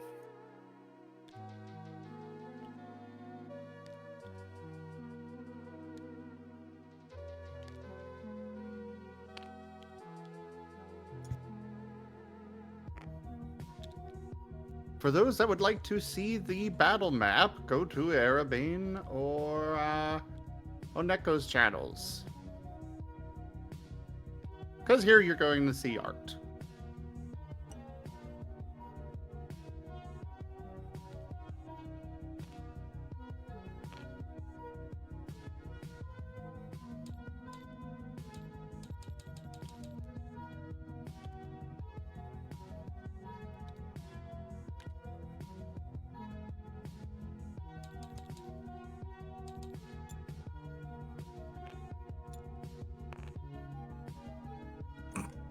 Having fun, Bari? Uh-huh.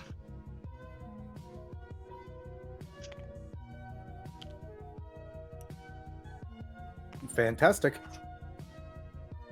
Oh, let me get your battle up.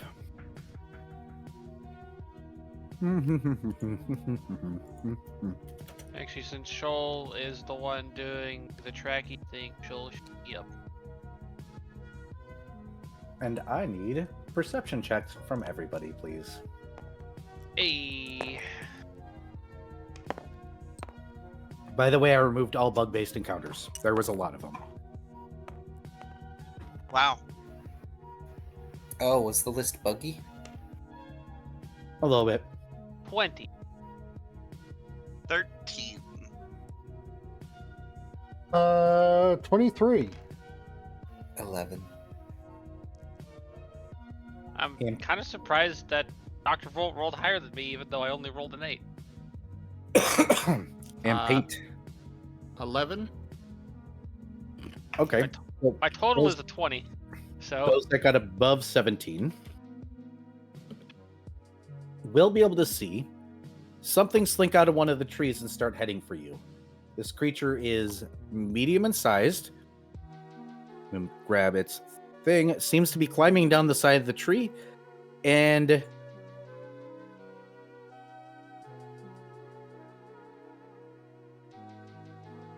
me make sure I've got this right. Where's my description gone? I wrote a description. Ah. and then you lorsed it. Yeah, apparently. It is.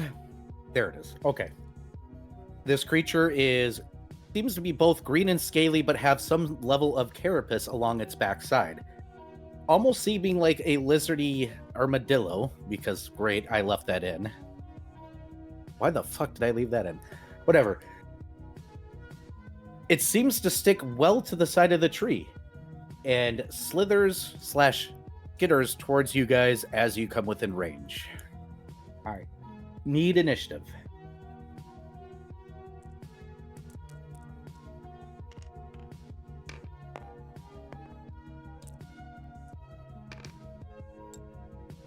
Well, And of course, Ooh, not 20. 16 total.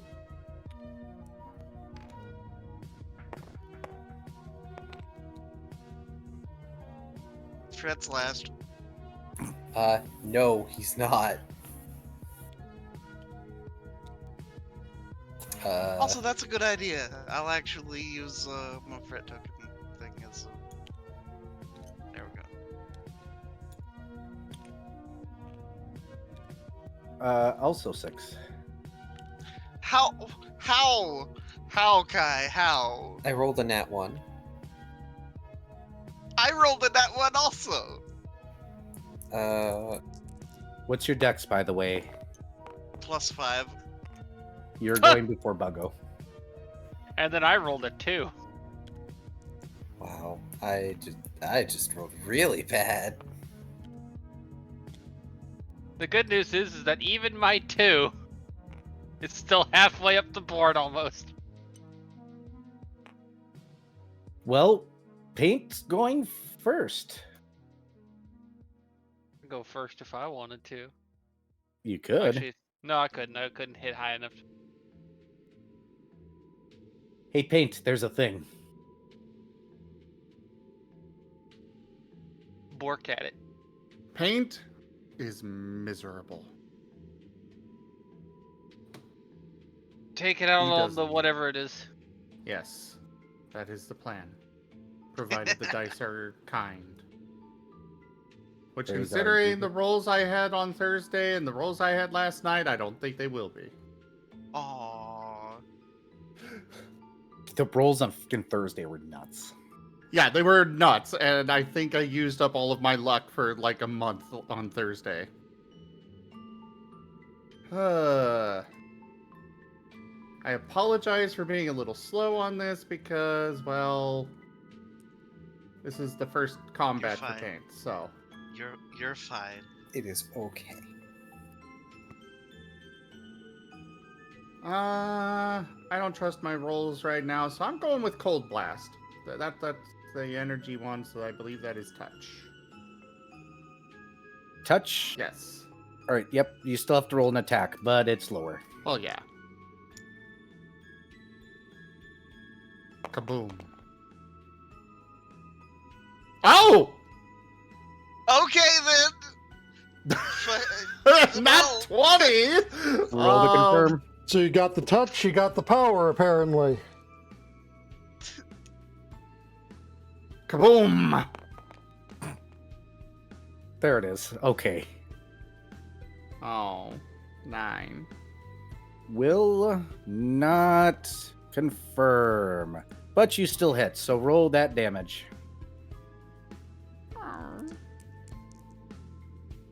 What is it? 1d6 plus 2. Where's my... Oh, right. The d6 is the one without the... Kaboom! 7 cold damage. 7 cold damage has been applied to this thing. Alright, we're going to drop an initiative down to, hey, Dr. Volt. Dr. Volt is going to just shoot his crossbow at it. Roll to hit. Probably didn't hit.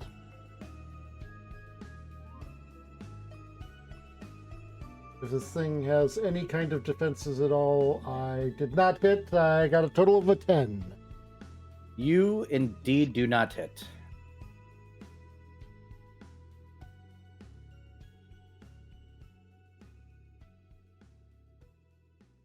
Let's see. That does bring it down to Shoals. Oh, this poor lonely little fucker's gonna die before his friends even get here. Funny. Shoal. Yes. 'Tis your turn. Okay. Where is this? There's currently one there.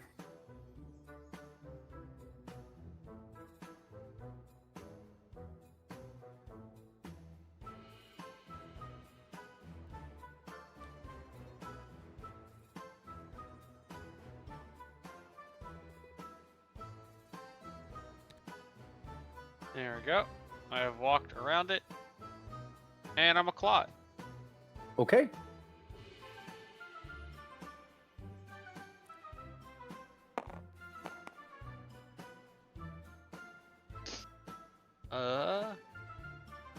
Does a 23 hit? Yes. Wait. Nope. Sorry. 24. Yes. Cool. I forgot to update my new from the BOB to my actual little attack. I need.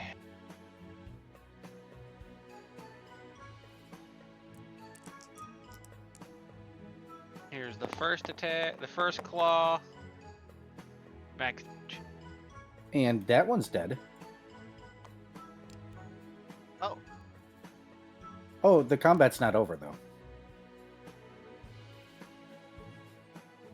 So that one's dead. It did just climb out of a tree. Oh, can I roll a knowledge nature? Yes. I have that. Oh, 18. Hopefully that's enough to understand a little bit about it. It's... Let me look at its CR here. Well, some small things you can notice. One, it's female. Oh no.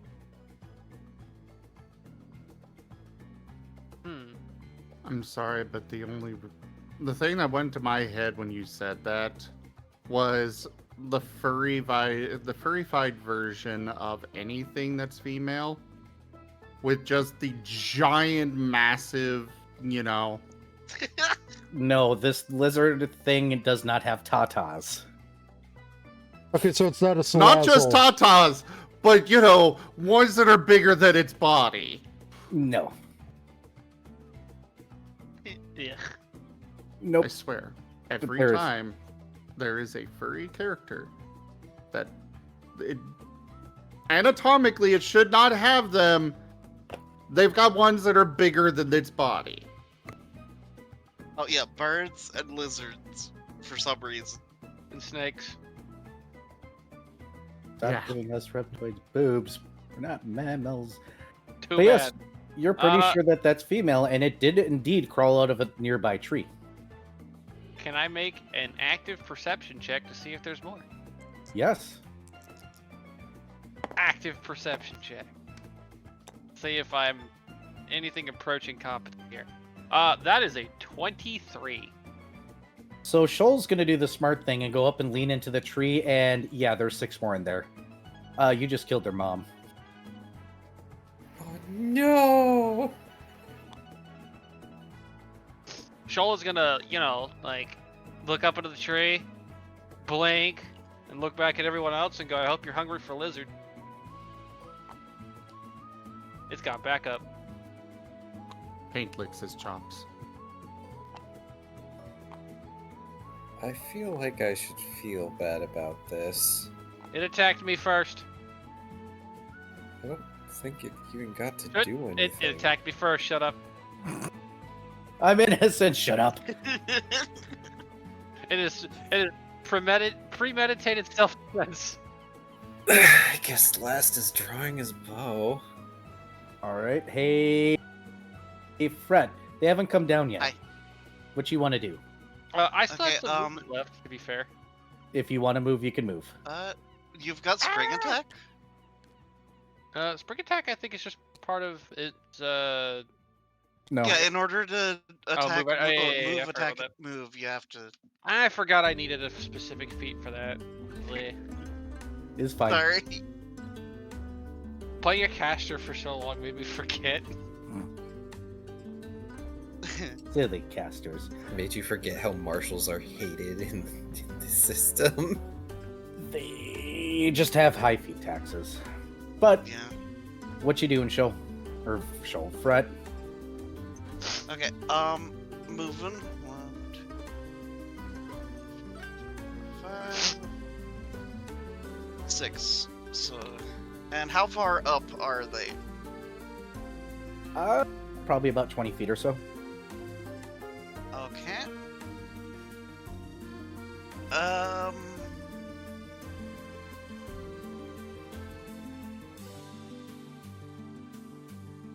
Yeah, so, yeah, I can do this. In the act of moving, Fret, pulls out his sitar. And, I'm going to, cast some cantrips. So, Okay. Ray of Frost. Yep, roll thy And then touch Ray attack. of Frost. Yep. Yep, I range cast. touch. I cast that surprising spell I happen to have. And then I cast that surprising spell again. Bet you didn't see that coming. Ooh, Oh no. Well, that's a burn. You were, you hit that one note and it didn't hit right, and the spell goes straight up for some reason. Jeez. okay, that's a touch, or range touch of 17. 17 will hit. Roll damage.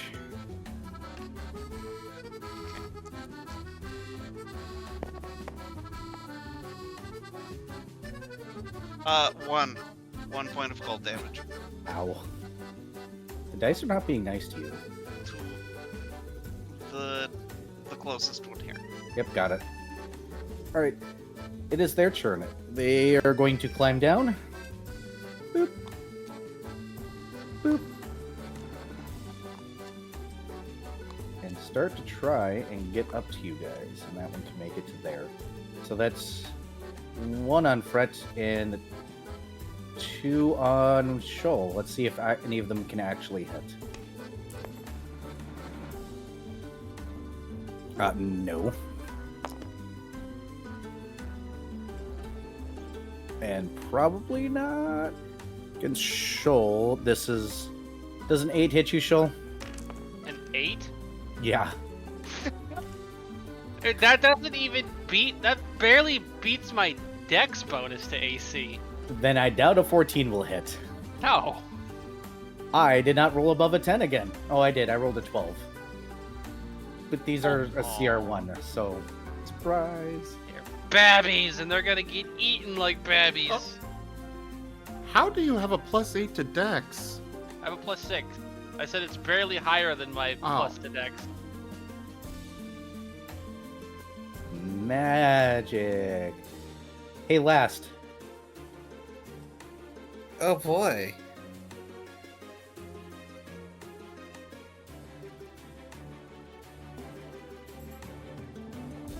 You can almost hear them cry, Mama. Why must you hurt me so? The first one was just coming down to welcome us to the neighborhood, asked if we needed help, and we just brutally murdered it. This is what we get for not having a druid. This is what I get for never having played a druid. Play a druid. Graydon doesn't count. I'm telling you that right now, Era. I think he does count. Yeah, but I didn't get to play him in a campaign. Will somebody run a campaign and I'll play Sean and you can play Graydon and we'll be adorable together. No, it'd be too adorable. People would die from the cute. Anyway, I'm going to be shooting Okay. with a bow. If the dice will allow it. I'm gonna laugh if a CR1 wipes you guys.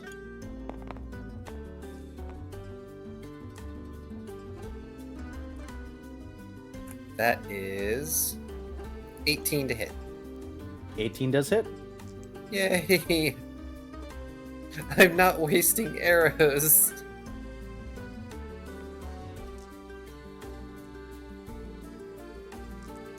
Can I get point blank shot? Oh wow, it's already 9:50. Okay, good. I can go to bed soon. That is 9 damage. That one is dead, so I'm gonna turn it black. And do you want to move?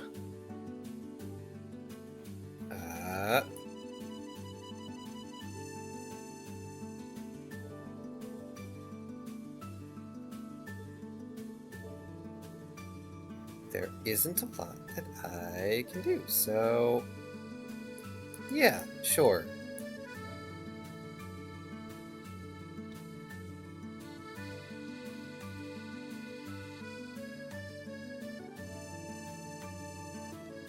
I'm gonna move there because I only have 20 feet movement.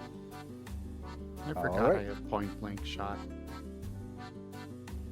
It is a good thing to remember you have, Paint, since it's your turn. Yay!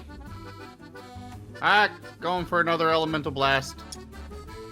Yep, roll it. Oh. Roll to confirm. The cannon did not like you rolling all your dice at once, apparently. No, it did not. Well, you're not hitting one of your friends, so that's good. It is just a miss. Pink goes for the elemental blast and then sneezes, because damn that smell. Aww.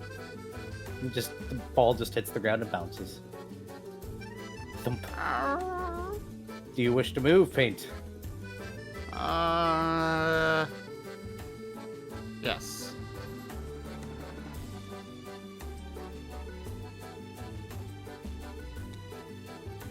Aww. Dr. Volt. 5, 10, 15, 20, 25, 30. Okay, good. I've got line on one of them. I'm gonna Is it Rare Frost I have? I don't know. Is a Ray of Frost you have? No, of course it's not. It's Jolt. Yeah, because you're Dr. Volt. I, How do you forget when it's a pun on your own name? Dingus. I also dingusly roll Potato. 12 to hit touch AC. 12 to hit touch AC does touch these guys. You have touched the lizardillo thing. I'm assuming And I do closest one whole damage. What is it, a Dilophosaurus? Or is it more like an armadillo Dilophosaurus? When I was picturing these things in my head, I was thinking, you know the geckos? The young geckos that are kind of derpy looking? Yeah. And they're babies? That with a shell. With an armadillo shell. Don't ask me why. But I was trying to create a derpy, easy to fight, but extremely common creature that would be around it here in a bug-filled area. Ah, yes. Shell-covered geckos that annihilate bugs on contact. Yes. Fair enough. Oh no, we're killing the anti-bug thing. We should be Well- keeping them. Well, you know, they started it. No. Technically, Mom was just going for a walk and was going to threaten you, but not actually attack. But you guys don't know that. Fate woke up and chose violence. Yes. No, Shoal woke up and chose violence. These things were food the moment that you guys saw them. I was already aware of this. All right, Volt, are you going to do anything else? No, that's all I've got the ability to do. You can cast your cantrip 3 times in a turn. Oh, Yeah, right. you used move. It counts as a swift action, and you can burn a move as a swift. Or Oh, drop my a standard cantrip. as a swift. Oh, nope, that one ain't getting nothing. All right, and Shoal. Hey, look at that. I'm completely surrounded. We're not trapped in here with you. You're entrapped here with me.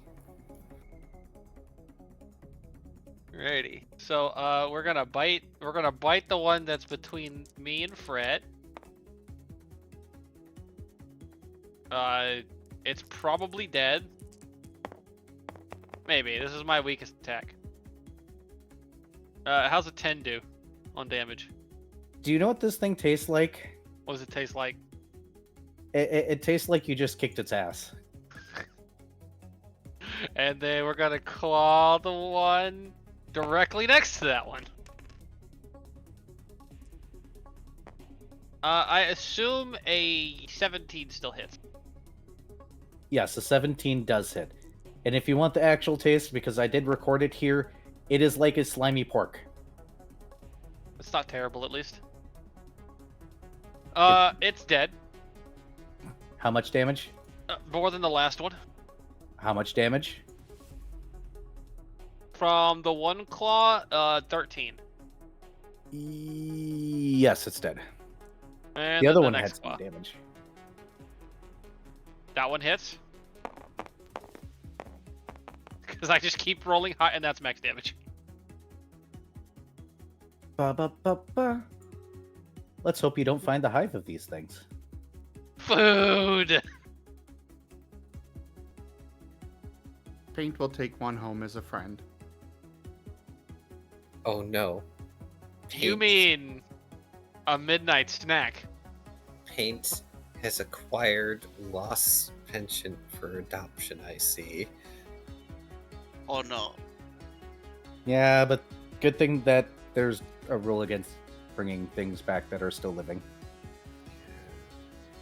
Kill it, Um, take it with you, cast Resurrection. Bam. So, Okay, so I Um, just need a few more levels. Hold on, I'm being called for work. Oh, fun. want me to go ahead and take my turn? Yeah, go ahead and take your turn. Okay, move action over here for a clean shot. And then cantrip.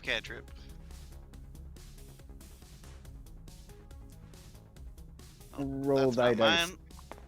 Where's my here it is. That is Keys die. Okay. First ray of frost. Roll to confirm. Oh, that's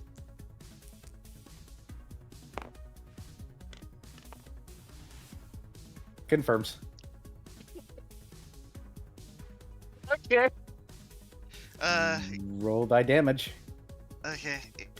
Yeah.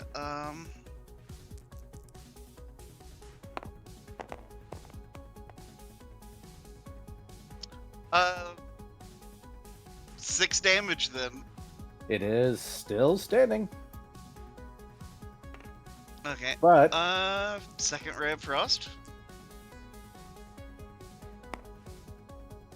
this is absolutely why I did not mind cantrips being spammed. Will hit. Oh yeah, I forgot about that too. Mm-hmm. Because, oh no, a D3. 2 points of damage. It is still up.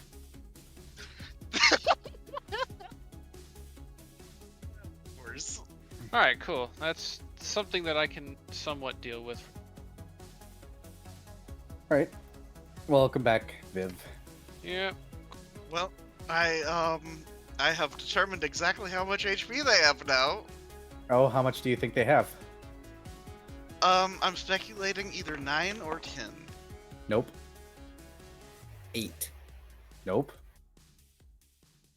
11? I speculate 11. they are all Oh, okay. different.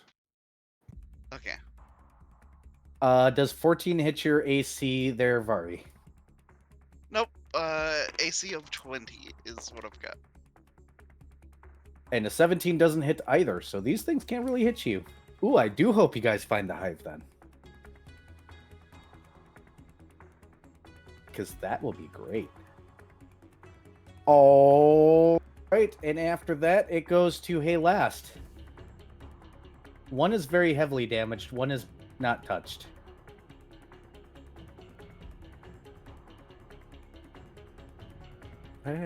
Key. Car? I am here. Notes. Notes. All right, you detail out the battles. I do. I do a very brief play-by-play. Because just in case for some reason we have to stop in the middle of a battle, because we've done that before. Yep. I'm not planning on this one taking much more longer than Viv. No, it's fine. I'm gonna fire my bow at the one that's closest to me and undamaged. Also, because it means Fret's not in the way. Ah.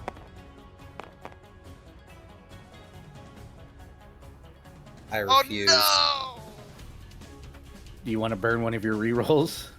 Yeah, I got a free one. no! Oof. Reroll away. Do you want a metal die? No, it doesn't matter whether it's plastic or metal. Okay. Do we need to create you another dice that's the better D20 or something? Like we did this Vari. We did that for me in the other game, didn't we? Yes, multiple times. Well, at least it's not a 1.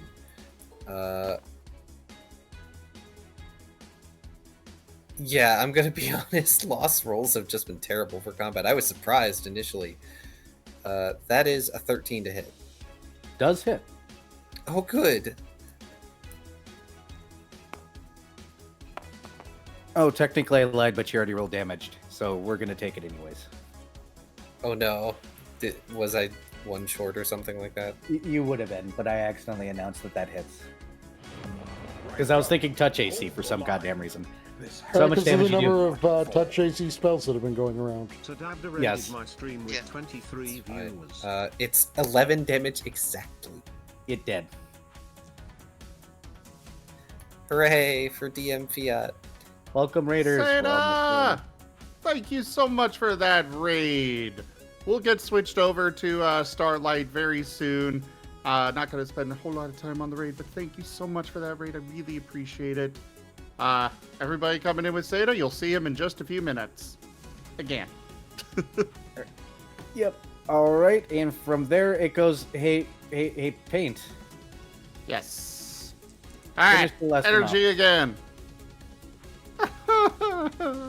What? Wow. Roll to confirm. Wow, the dice Fred's just getting hate us shot tonight. in the back of the head. Well, no. the good And news then is, a nat 20. the good news is you didn't hit anybody again, so we're good. Okay, so you cursed yourself. Sorry, Zim. Okay, well, let's go for one of those zap cantrips. I don't remember the exact name of it. I just know I've done it. Yeah, of course. Hey, nat 20. With a Roll to crit! confirm. What is this roll 20 nonsense? Yeah, I this don't is the kind know. of garbage that belongs in roll 20. Okay. I have had 20, 20, 1, 1, 20, 20. This is physics based, so you cannot blame random number generators in rolls 20 crap. Sure That you is can. confirm. It's still a random number generator that determines the physics. Yeah, but at least go. No, actually, it's gravity based here. Okay, 1d3 points of electricity damage. How do I roll that? Roll a d6 or divide by right, 2. That makes sense. Yep, round up. But if you crit confirmed, then it's just a d6. Yeah, so I guess that's true. So it's just a d6 basically. All right, 4. So that's 4 It points is of damage. dead.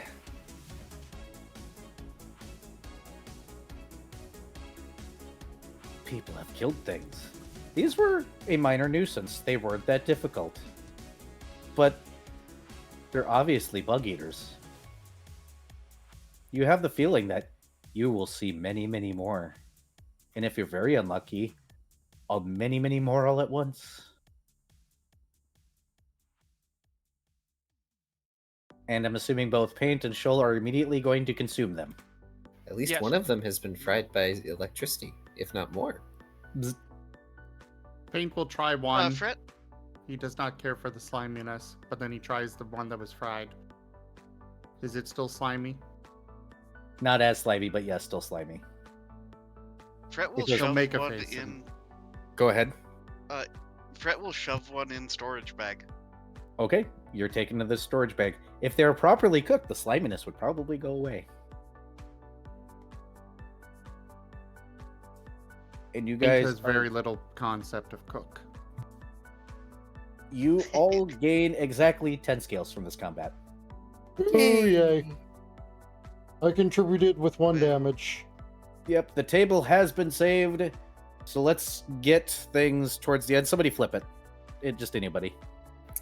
Before we flip, can I see if I can get my arrows back? Sorry!